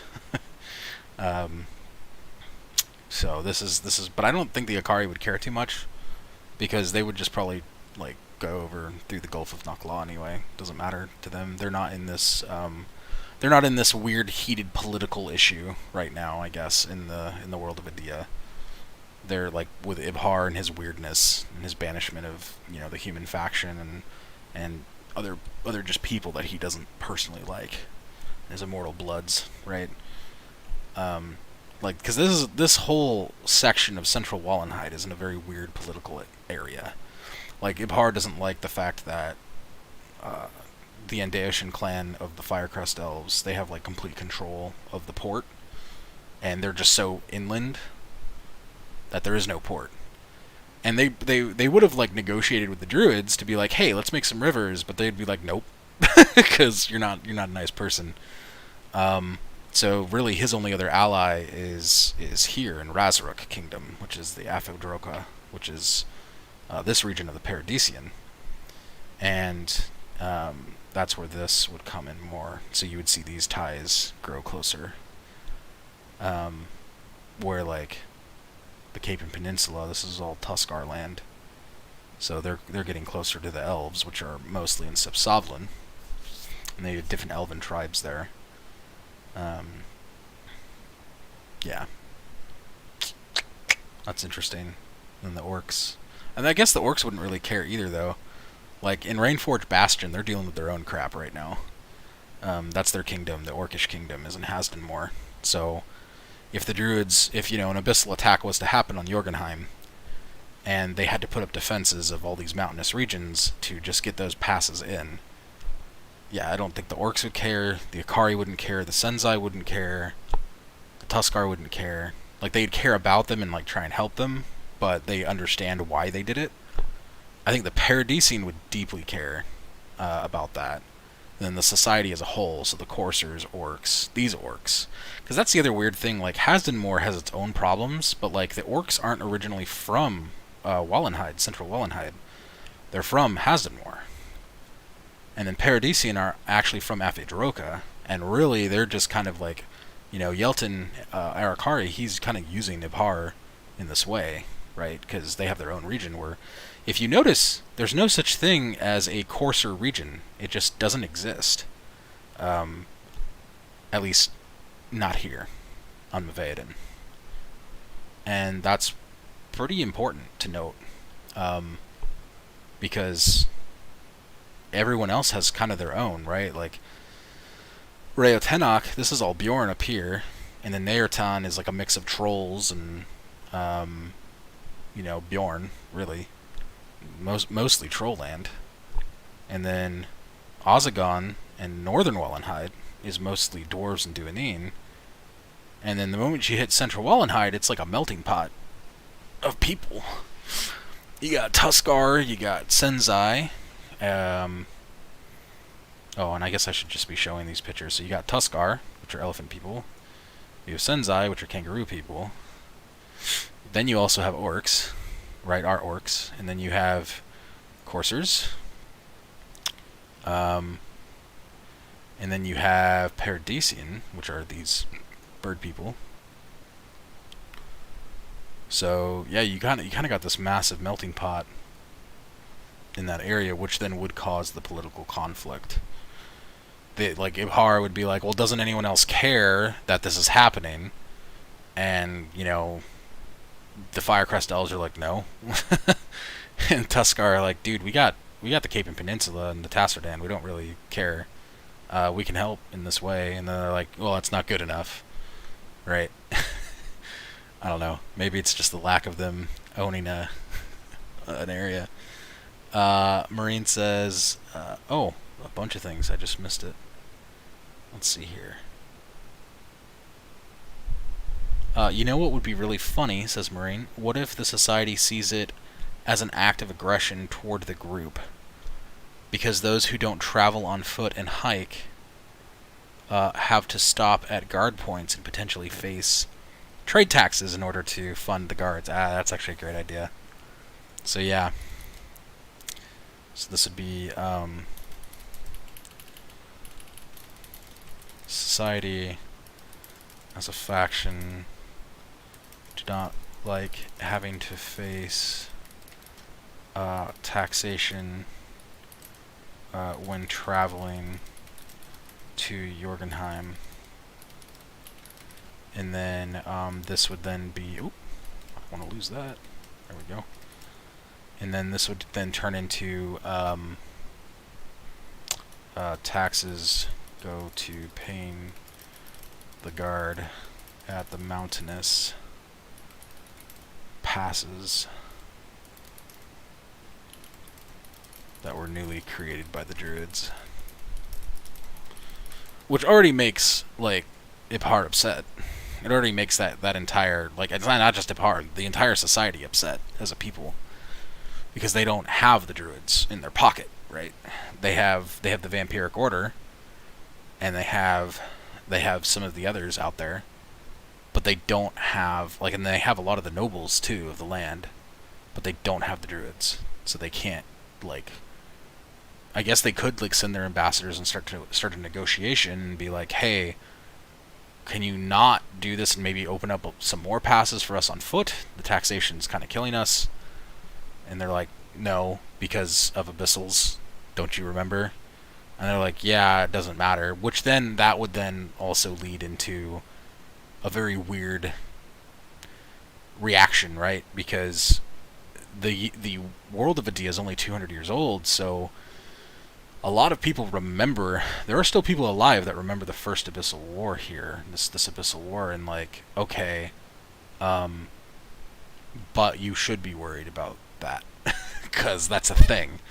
And they're like, yeah, but you know what? I don't care. As the society, right?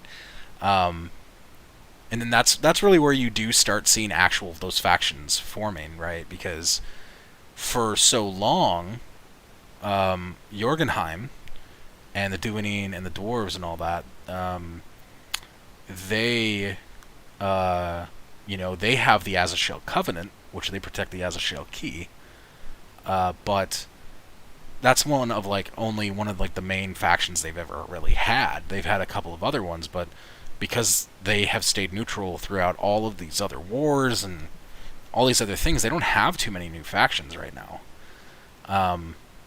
Because they don't have conflict. They don't have major conflict. It's all peaceful where they're at. Right now, the most conflict they're dealing with is the factions within Central Wallenheim, because they all have formed their own factions, right? They have the Society, they have the Kinsworn, they have the Assassin's Guild, they have the Mage Guild, they have the Blind Watchers, which is like a whole rebellion against Ibhar Malthus and the Society, right? And then you have Cradenton and the weird stuff they do there, which Cradenton and Laughing Hill, right? So Laughing Hill is run by the Getwenga, which are essentially Knoll people, and then Knoll and Hyena, and they don't have laws there. So Laughing Hill is almost its own faction, and then you have Cradenton, which houses the Assassin's Guild, but also houses Blind Watchers, and it's owned by Lord Holif, who that dude's all about fashion, right? And the blood coin trades and all that stuff, right? So it's kind of like if you've ever seen John Wick, that's kind of what Cradenton basically is. It's their own building, right? And they have other things that happen there. So that in itself has 3 or 4 factions already built into. Oh, and then they have the Noxium, which I don't think we've ever talked about the Noxium. But the Noxium more or less are, you know what? And I'll pull this up so I can kind of show you verbatim what this is. And for those who haven't seen the Creighton art, it's right here for you. But the Noxium, they have... So here it is said that one cannot purchase a death key without a Noxium merchant. The Noxium is a guild of merchants, so that's a separate guild, so that's another faction. Guild of merchants that deal in rare trade, such as some of the finest metals, jewels, gems, runes, cloth, and silk in all of Adia. However, they also supply the deadliest of poisons and venoms. These poisons and venoms require a death key to purchase and a little coin. These merchant specialists have their ways of obtaining the rarest of plants and creatures that make this venom and poison. Death keys can only be obtained by an assassin and require at a minimum 3 blood coins to have been fulfilled within the blood broker's records of Creighton. Death keys are earned in the Assassin's Guild by doing tasks and fulfilling bounties, contracts, or blood coins. The most interesting and secretive parts of the Noxium are their apothecary practices and the processes in which they use. No one, not even Silence, who is the leader of the Assassin's Guild, has been able to obtain the specific information. To become an apothecary of the Noxium, many feats must be accomplished and many tasks must be checked off in order to become official. Not to mention the many different potions, concoctions, and the approval from the Alchemist's Guild, Jorgenheim, right? The Duanine. Handwritten by a master alchemist. All of these requirements must be completed before one can even consider trying to become an apothecary of the Noxium. So that's actually, I guess that is a faction they would have here, right? So, Noxium apothecaries. So that's pretty important. I need to pull them. I don't know what factions. Oops, jeez. Factions.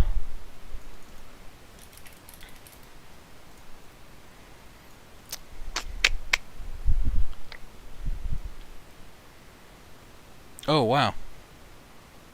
Let's see here. Did I miss something? Marine says, just an FYI, I'm totally making the Akari the first large-size class playable race. Are Tuskar and Senza, or Tuskar and Duanine not already large? I'm pretty sure they are. Because the Duanine are larger than the Akari.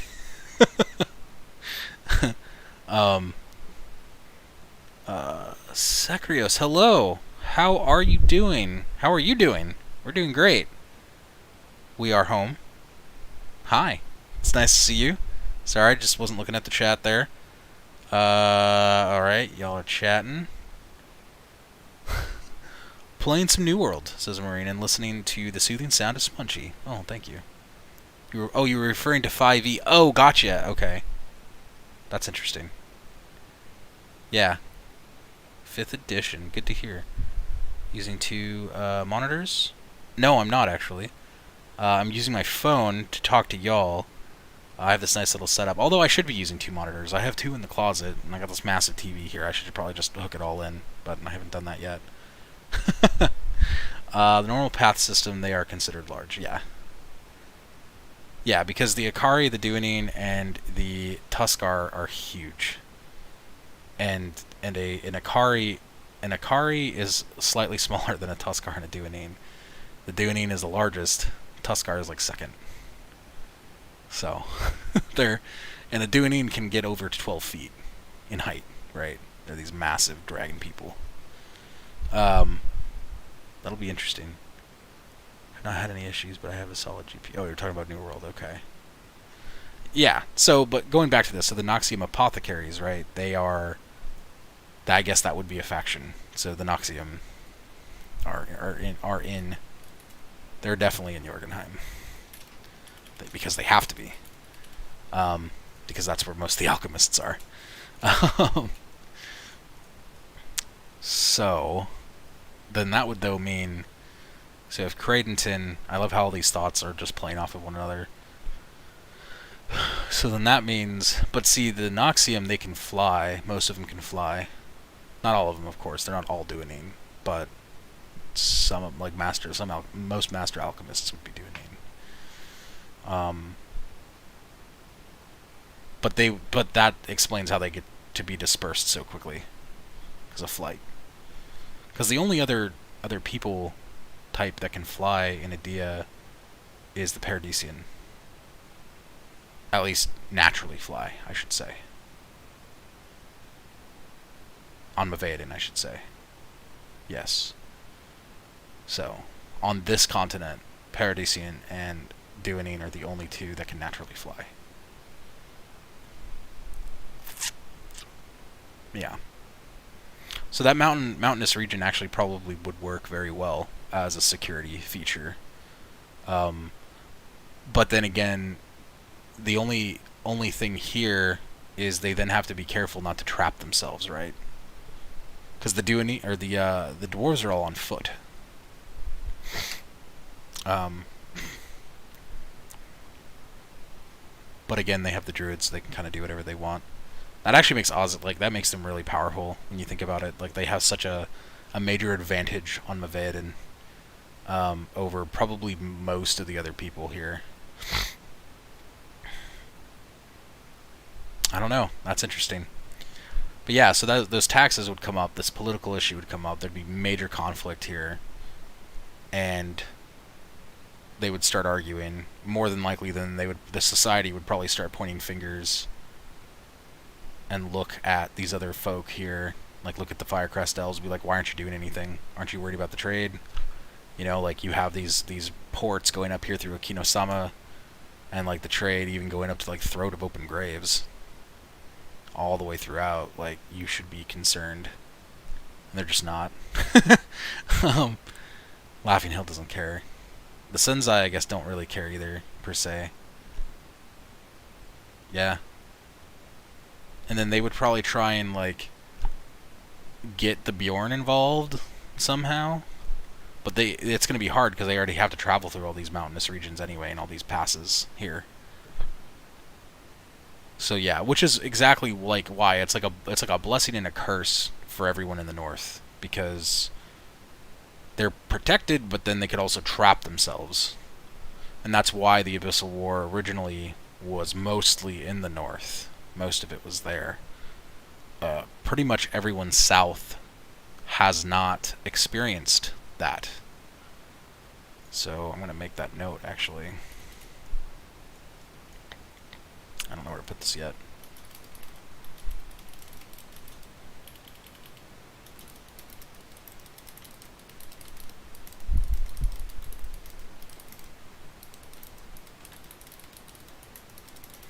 So they just haven't really experienced the Abyssals, which is kind of a big thing. This is just falls under General Mavaedan. Mavaedan lore. I still hear Jake in my head. Mavaedan. Teneppies. What? Marine says, I don't know what to say. I guess it still works. Well liquefied. Oh. You're talking about your graphics card? That's pretty interesting, actually. That would happen. About Mavaedan here. Not that graphic cards melting aren't interesting. That's actually pretty interesting, too.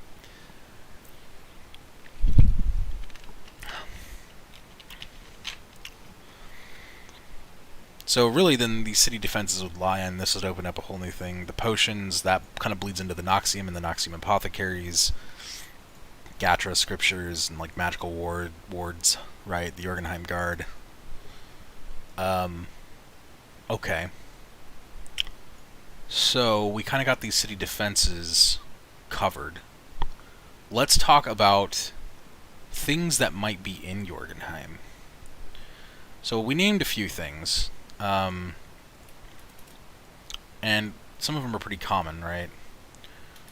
Things you can find in Jorgenheim.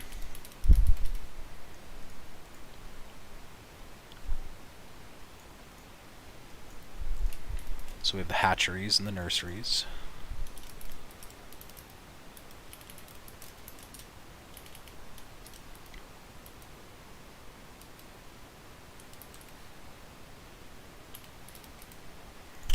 have the forges.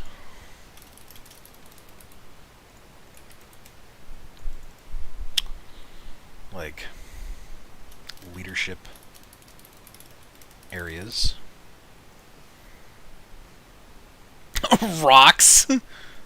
Rocks. You'd probably find a lot of rocks. You might find a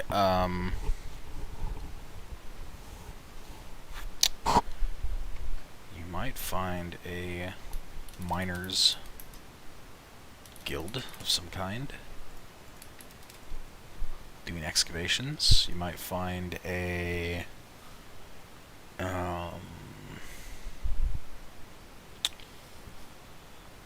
well, merchants are everywhere, so the traveling merchants, some kind of like market, large market of some kind. Trade, right? That has to happen. Oh,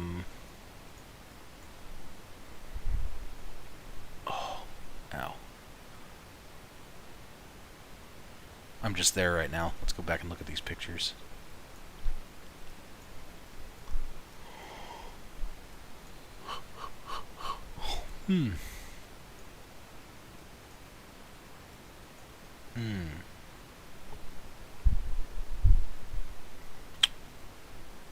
Oh, that's interesting. Because you have the Ashveya. I mean, hang on, I just realized something. Going back to this. Ashveya fly. I forgot about that. I forgot that Ashveya are a thing. So... yeah, there it was. Gosh dang it. This... that's an Ashveya, that creature that this Sorcerer is flying on. And they're over the Mountain of Whispers. So they could totally get over there actually pretty easily. Minus those on foot, I guess, right? Like those who couldn't afford to fly, or are not a guard, or not a knight, or not a part of the Sorcerer military. That would probably be a hard thing to do. Unless they were a breeder. And then it depends on the type of Ashveya you're breeding. Because you have the Hilantor, you have the Yenweger. Those are the larger ones. No, the Hilantor is the smallest one, which is this one. Well, the Yenweger can. The Yenweger can carry a Tuskar.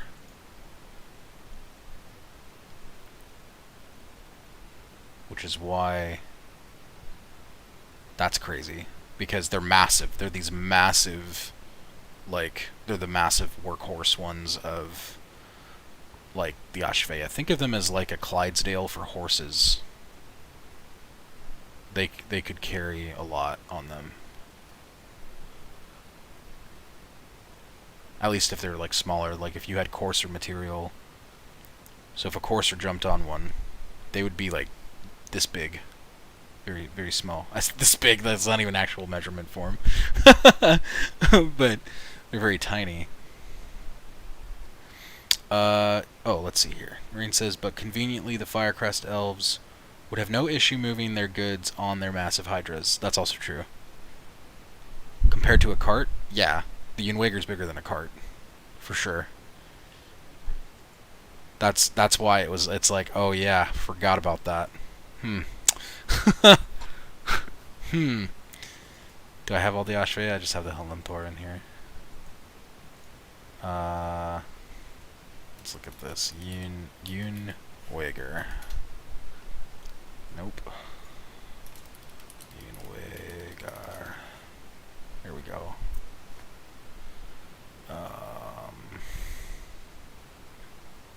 Where did I put them?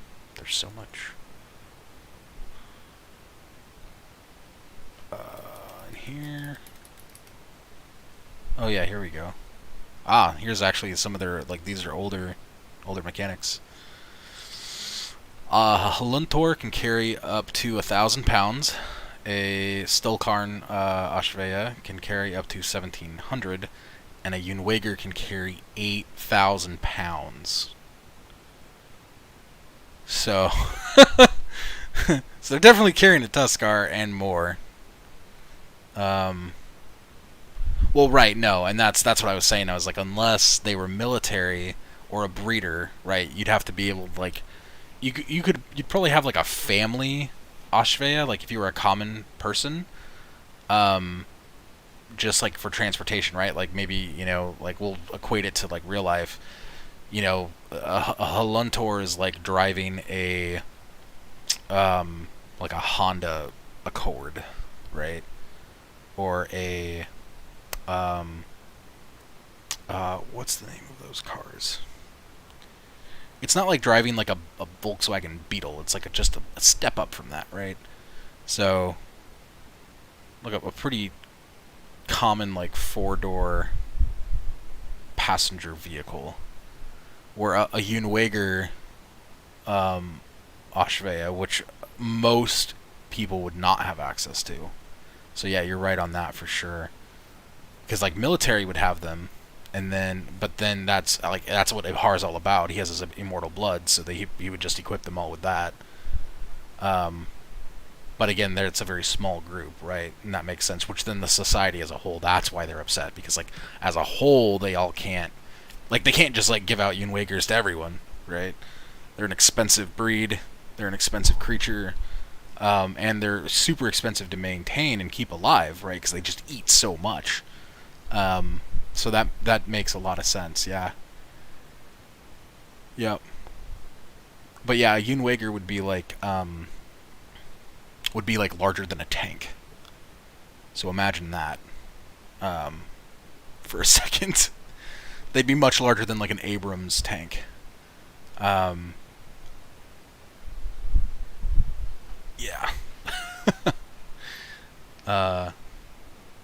Oh, here we go.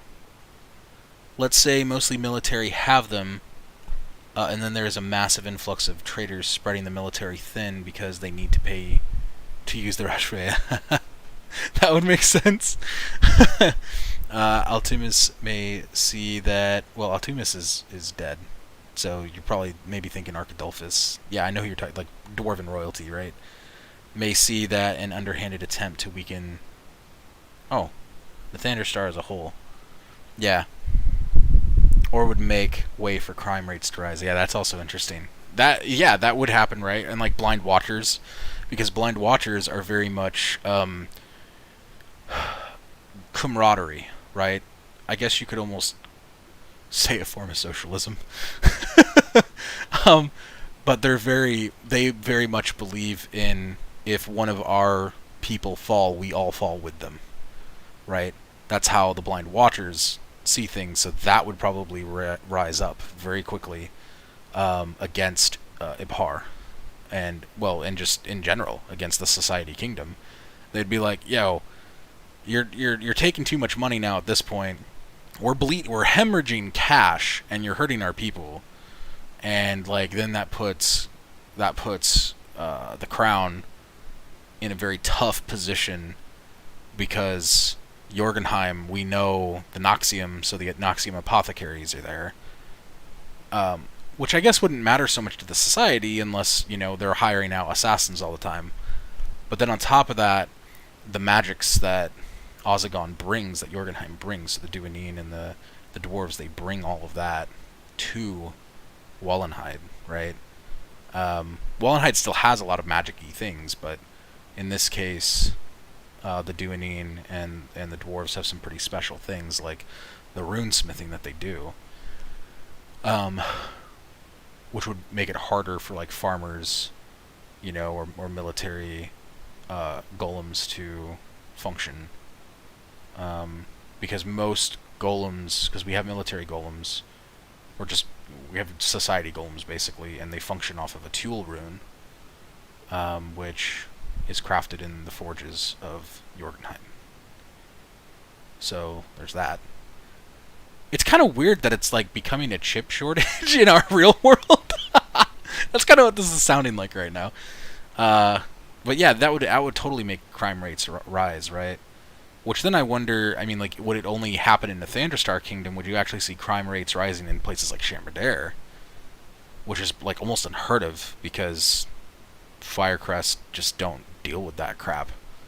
Like straight up, they just don't. Like if they find if they find someone stealing, they're going to either do one of two things. They're either going to give them what they need so they can survive, so they don't steal anymore. That's just their way of life. Or if they commit a murder, they're going to kill them. It's that simple, like black and white for the Firecrest elves, right? So, a thief, help them get on their feet.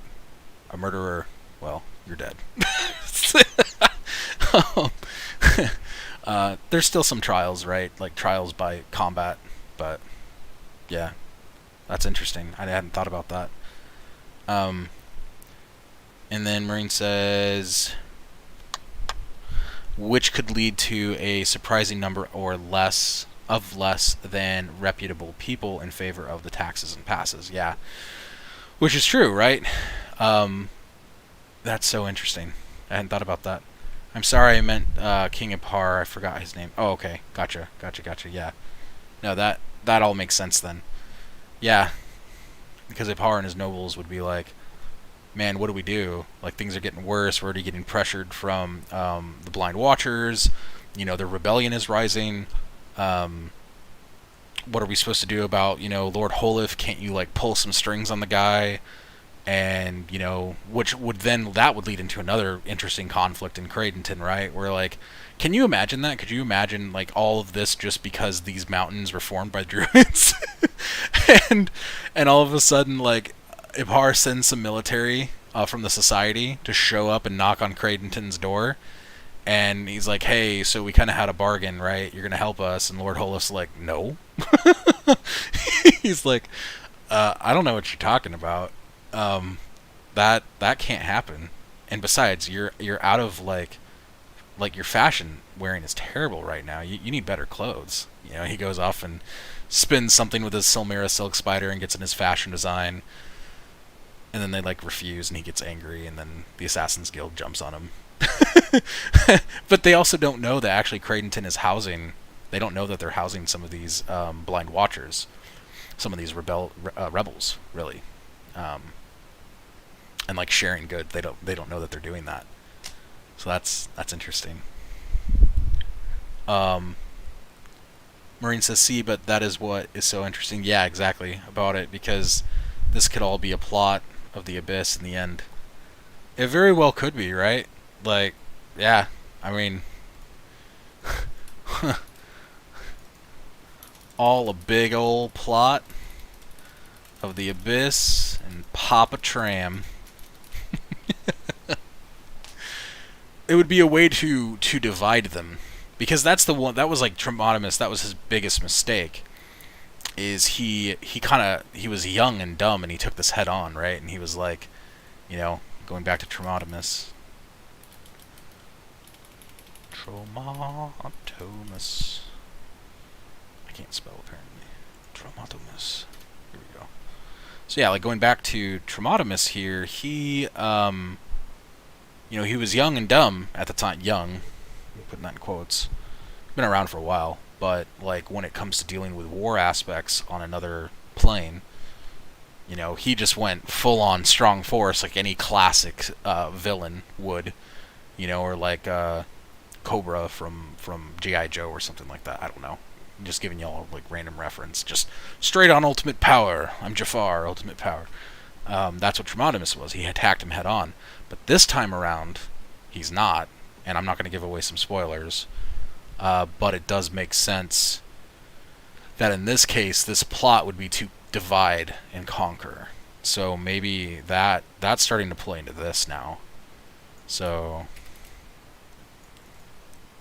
divide and conquer. That's super interesting, right?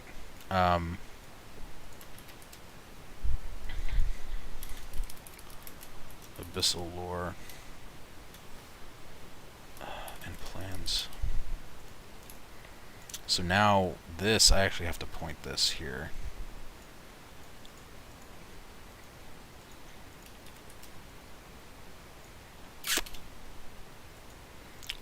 Crime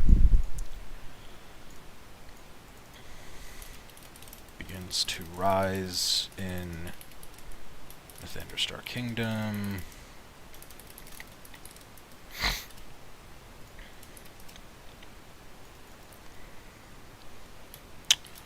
other allies, I'm putting in quotes, are consulted by society.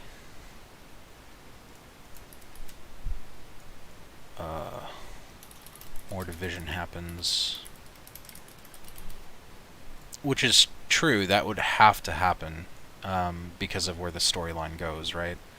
But at least is when it comes to when it comes to people playing these adventures, you know, it depends on, I mean, whatever they're going to end up doing, they do. But when we continue to release like that mainstream line, because there's those two paths, no pun intended. I just realized what I said. But it would work because in this way they have now the abyssals are going to have to specifically target these certain groups and purposely cause conflict, like dividing them. Like all the people don't realize they need to work together to get these things. No matter what their differences are, they need to work together to try and defeat the abyssals, because that's the real enemy at hand. Which is cool. That's awesome.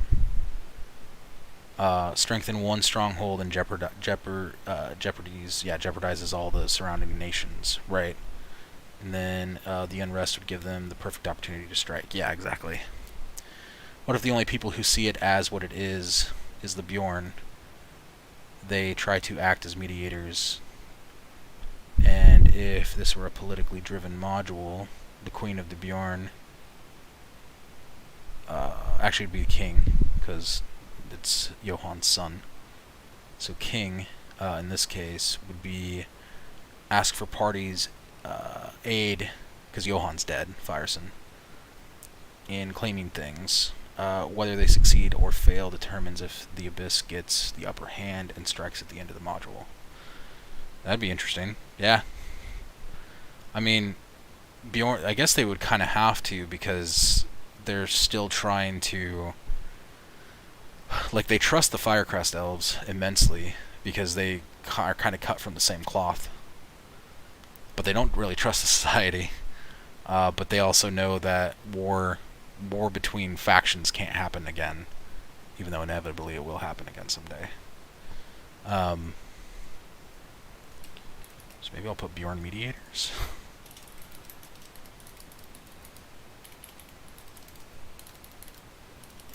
They send over their ambassadors.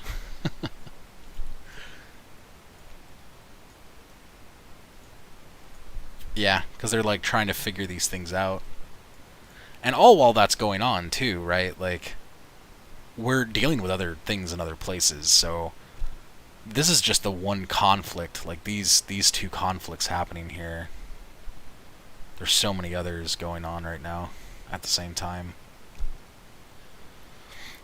Because in Razaruk, they have their own issues of their own, like, weird caste system that's going on.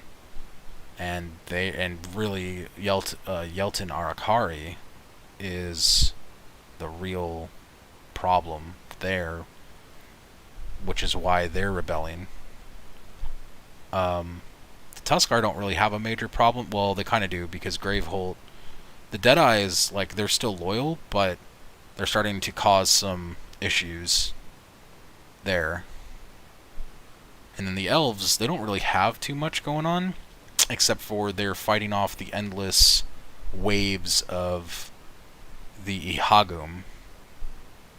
So the here in Yondration and Hinagareon, these two towns, they have like this massive gate that just goes along this border here, and they're just constantly like having to kill these Ihagum, because the Ihagum are just, they breed so fast. And then, you know, as sentients, because they are people, they're trying to invade this region. So the different elves here, I think these are Strongpaw and Bloodstalkers, if I'm not mistaken, the different elves here. So this conflict's happening while that conflict's happening, so is this one. And then you got the Orcish King in the Rainforge Bastion, he's going nuts. He doesn't even have a pact with the Abyssals, he's just going crazy. He's upset with his son and daughter. And then this is where, like, engineering is born, right? And then we have, oh god, yeah, so then we have this down here, we have all of Serentusi, which is dealing with, like, because they're all pirates, but they're just constantly talking about myths of large sea creatures. And sea creatures that aren't just sea creatures, but sea creatures that also come up on land. And people are like, yeah, right, whatever. I totally forgot about that. I could see that. I didn't remember if that druid woman from the Wardroom of Death was their queen or not. Oh no, she was just an ambassador. But yeah, she was essentially there to try and mediate things. So that would actually make sense. She's very level-headed. Yeah, she was an ambassador of some kind. Which is, I think we have actually art of her.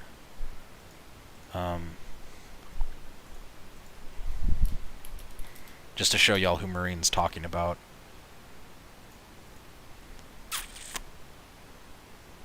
Bjorn, Druid. There she is.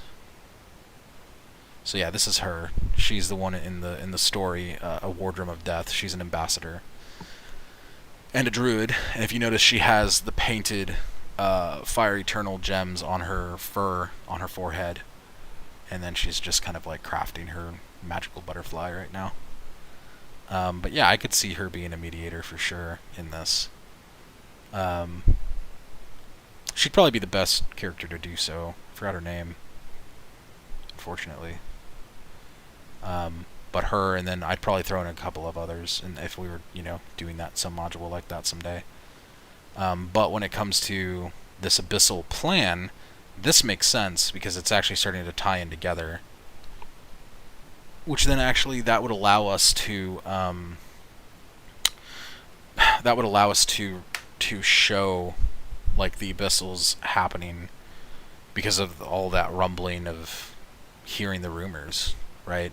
Like, they're hearing it in Jorgenheim right now, and that's what we're talking about. But then they're also hearing it in Nathandrastar. They're hearing, well, because Roctamnar, Cradenton, they're all hearing it here.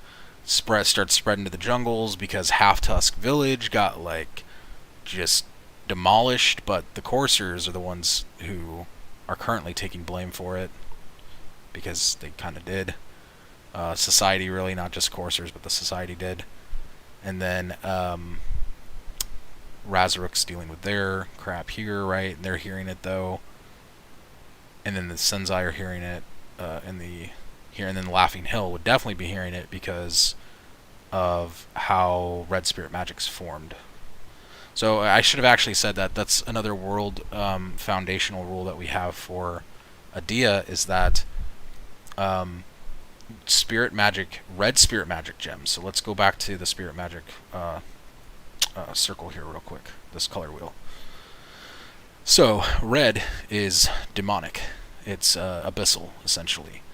And red Spirit Magic gems only come from either abyssals in that way, or they can actually be captured. What happens is when someone dies on a battlefield, red spirit magic floats above their corpse for a certain amount of time, and you can actually capture the essence of that red spirit magic. You can capture it in a gem, you can capture it in a bottle, so you can bottle it, you can liquefy it, you can distill it, you can do a lot of different things with it, right? So you can capture that and then turn it into the demon magic. And this is essentially representing the Fire Eternal's creation, which are all the peoples of Adia, dying, and dying not during their time to die. That's really what this signifies. And you know what? Maybe I should write that down for Jake later on. I think I did, but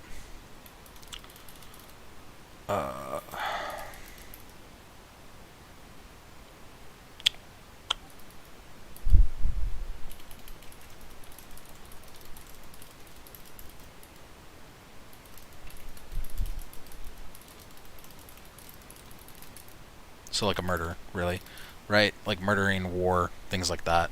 They died before their time, and that's kind of a big deal. So what ends up happening is if you find someone who has a buttload of red spirit magic in gem, liquid, however form, that's a problem. Unless they're like an old stash from the Abyssal War or something, right? So then you kind of have to question them.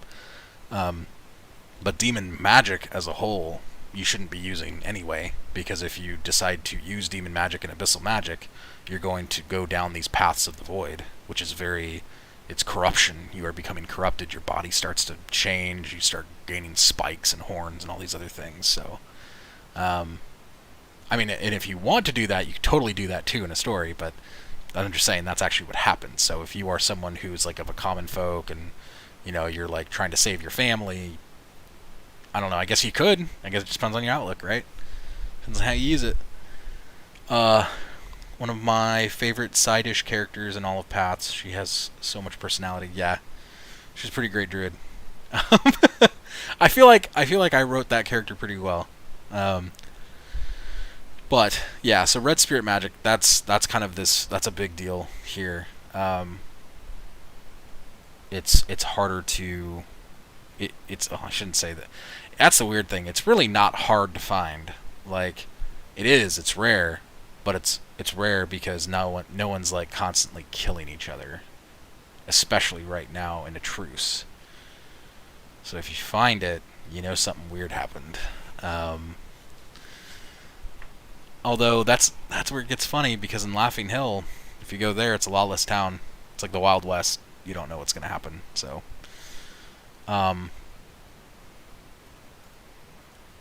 man, there's so much in here. This is great. I like this. This is a really cool line of thought to go into. This really helps here because now I'm thinking about, like, I mean, we kind of had these, but like a Miners Guild would be cool, a larger market. So like the merchants would be here. Oops. There'd be merchants here. Merchants Guild. And the Merchants Guild, they're kind of everywhere. Traveling all around Maved, and you know, and it blows my mind to think that this is only one continent. Holy crap. Anyway. Marine says, okay, but remember that really dark story I wrote for fun about the Vampiric Order torturing people to create Red Spirit? Yeah, I mean, someone's doing something bad. You probably shouldn't be doing that. So if you found Red Spirit magic, you start wondering, like, what's really happening. Because, yeah, I could see that. That would be a thing. And the weird part about the Vampiric Order, so for people who don't know, vampires, we originally introduced them in the beta, but then we pulled them out because, one, they needed rebalancing, and then two, we found a better way to do them. And there's also certain things about vampires that we have to kind of flesh out in order to turn into one. Because the thing is, a vampire, unlike other worlds out there, most worlds with vampires, they drink blood.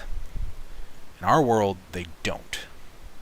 Vampires, so let me pull this up. Maybe this will actually give a good visual.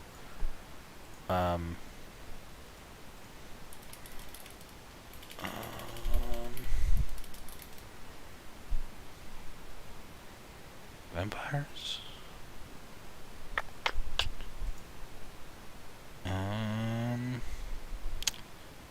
I mean, I guess this can work for now. So vampires are, they're a very different type of people. They're very much about their fashion, but you'll notice that they also have tribal tattoos on them, because most of the very first vampires were Firecrest elves. You can kind of tell their muscle mass is gone. They're still very tall, very lengthy, pale though. That's why their ears are pointed, because they used to be Firecrest elves. However, not all vampires are Firecrest elves, and the reason why that's an important thing to note is because anyone on Adia can in fact become a vampire. A vampire is more of a way of life. Vampires are addicted to spirit magic. They need it in order to continue to survive. And it works because spirit magic especially blue spirit magic, is very common. And instead of drinking blood, they siphon spirit magic. So, siphon? Spirit. No, that's not it. Life Siphon. I think that's what this was. Yeah, here it is. Okay. So, in Adia, vampires can siphon the spirit magic essence out of an individual if they really wanted to. They can also, however, most siphon it from other plants and animals. So they don't actually physically eat. They can. If they do physically eat, they eat for pleasure at that point. But they can maintain their system, their body, living system, off of spirit magic only. More often than not, a vampire is not going... The first thing they're not going to do is usually siphon it from someone, like another individual. But that's not to say there are some that haven't or still do. The Vampiric Order is a very closed type of order, but they're a part of the society. So they're a sub-faction in a larger faction. The other thing, too, is you'll notice their teeth, their fangs here. On this guy, you'll notice that they're kind of metalled, and that's because what the fangs are there for. The fangs are actually there for a fashion purpose. They're for an aesthetic, posturing, essentially. So they will filigree and create little decorations for their fangs because the fangs aren't used. They're meant more for intimidation or fanciness. So just, status of life. That's what they do. Then they also have these like strange like finger guards and things like that. So strange in the best way possible is how I mean that. So vampires are very different in Adia, and you will get to play as one someday for sure. So you can expect them in 5th edition, and you can expect them in path systems. That's why Marine brought that up, because red spirit magic, what would end up happening is if a vampire was to siphon that spirit magic essence from someone, that red spirit magic is going to start driving them crazy. Because that spirit magic, when we go back to this, conflicts with the others, right? So a vampire could start off having like divine or elemental, and all of a sudden or even arcane, right? But then it starts to conflict. It starts to bleed over into the other realm, and that's where it becomes abyssal demonic, demon magic. And then while they can go and create, as it's affecting them, then as the crazier they get, the more corrupt they become, really is the word I should be using, because that's the term in Adia. They become corrupt, and then the more corrupt they become, the more they lean into the abyssal ways of life.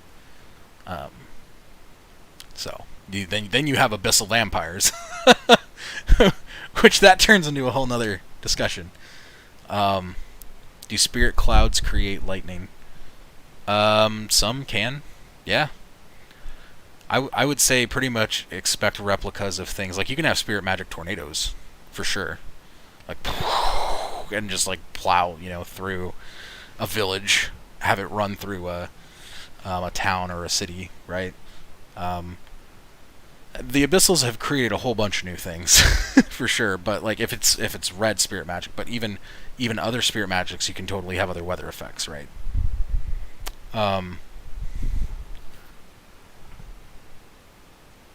Marine then says, okay, but I have been meaning to ask for ages. Why is that elf so dang thick? Which one? Oh, like... Wait, this one? Here? Or this one? They're both pretty thick, actually. When you look at it, they're both kind of thick. Marine then says, yo, what if a form of fashion statement, specific colors of spirit become more favorable, and one day pink or magenta is like the new color to be for spirit magic colors among vampires?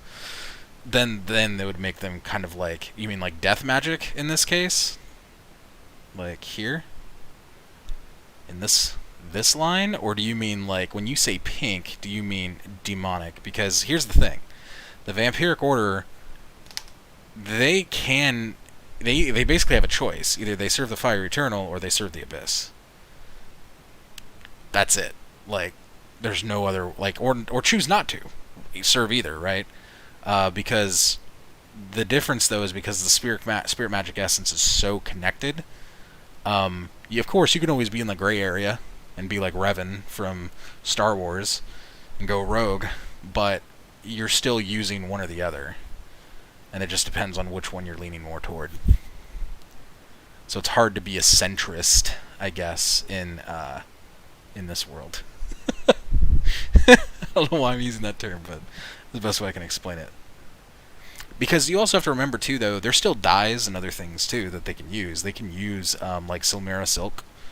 They can use other Adian dyes, like fruits and other... Because fruits carry spirit magic. So they can do that. And they can get certain color mixes in there, too. And then juices, which aren't a part of the spirit magic at all, and that's separate, right? So in some cases, they can separate that out and still have that color. So it's not like red, the color red is completely forbidden. It's more of where you got the color red from. That's what is forbidden in their ways. So you could totally have like a red cloth blouse. You could totally do that. That's like if you look at her. Where were we? Oh. I may have to end the stream shortly because I just realized it's like 6:11 and I think my wife is still sleeping. But let me go back here real quick just to show you. Vampire. Peoples. Here. So if you noticed, they're wearing red. She has a red orb. She has, red lipstick. She has a red flower. The guy kind of has like a magenta-looking red cover going on.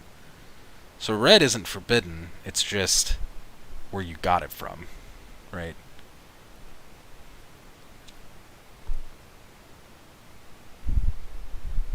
Yeah, that part for sure. So if they're ingesting, if that's how that's written, where it's more of they're ingesting, like, or how that character's created, they're ingesting red spirit magic, that's a different story, right? They're going to become corrupt very quickly. And it's interesting. I think my favorite, the way like that I have viewed it in my head, or seen it in my head, I think my favorite corrupted people would be the Tuskar, because of their tusks are all like gnarled and like they got spikes growing out of them, but vampires would look pretty cool too, for sure. Yeah,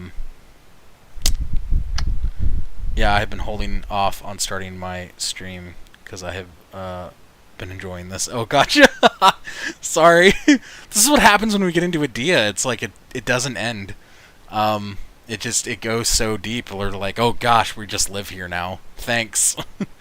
We're gonna go and fight the good fight, or go and create things, or watch them get corrupted, or become corrupted, I guess, depending on what you're gonna do. So yeah, all that said, this was helpful. I felt like this was a lot of fun. I guess let me know next time what y'all may want to, I don't know, do in Adia for world building. There's something like like I said, there's a lot of things I have, but then there's a lot of things I just don't have. Like we talked about these city defenses. I had never thought about using like this mountainous region to like block off Jorgenheim from the abyssals, and like this like being an abyssal plan and all those other things happening, right? Which then just led into all these other things here of like Merchant's Guild, red spirit magic clouds, and I don't know, just general Mavadan lore. This was a lot of fun.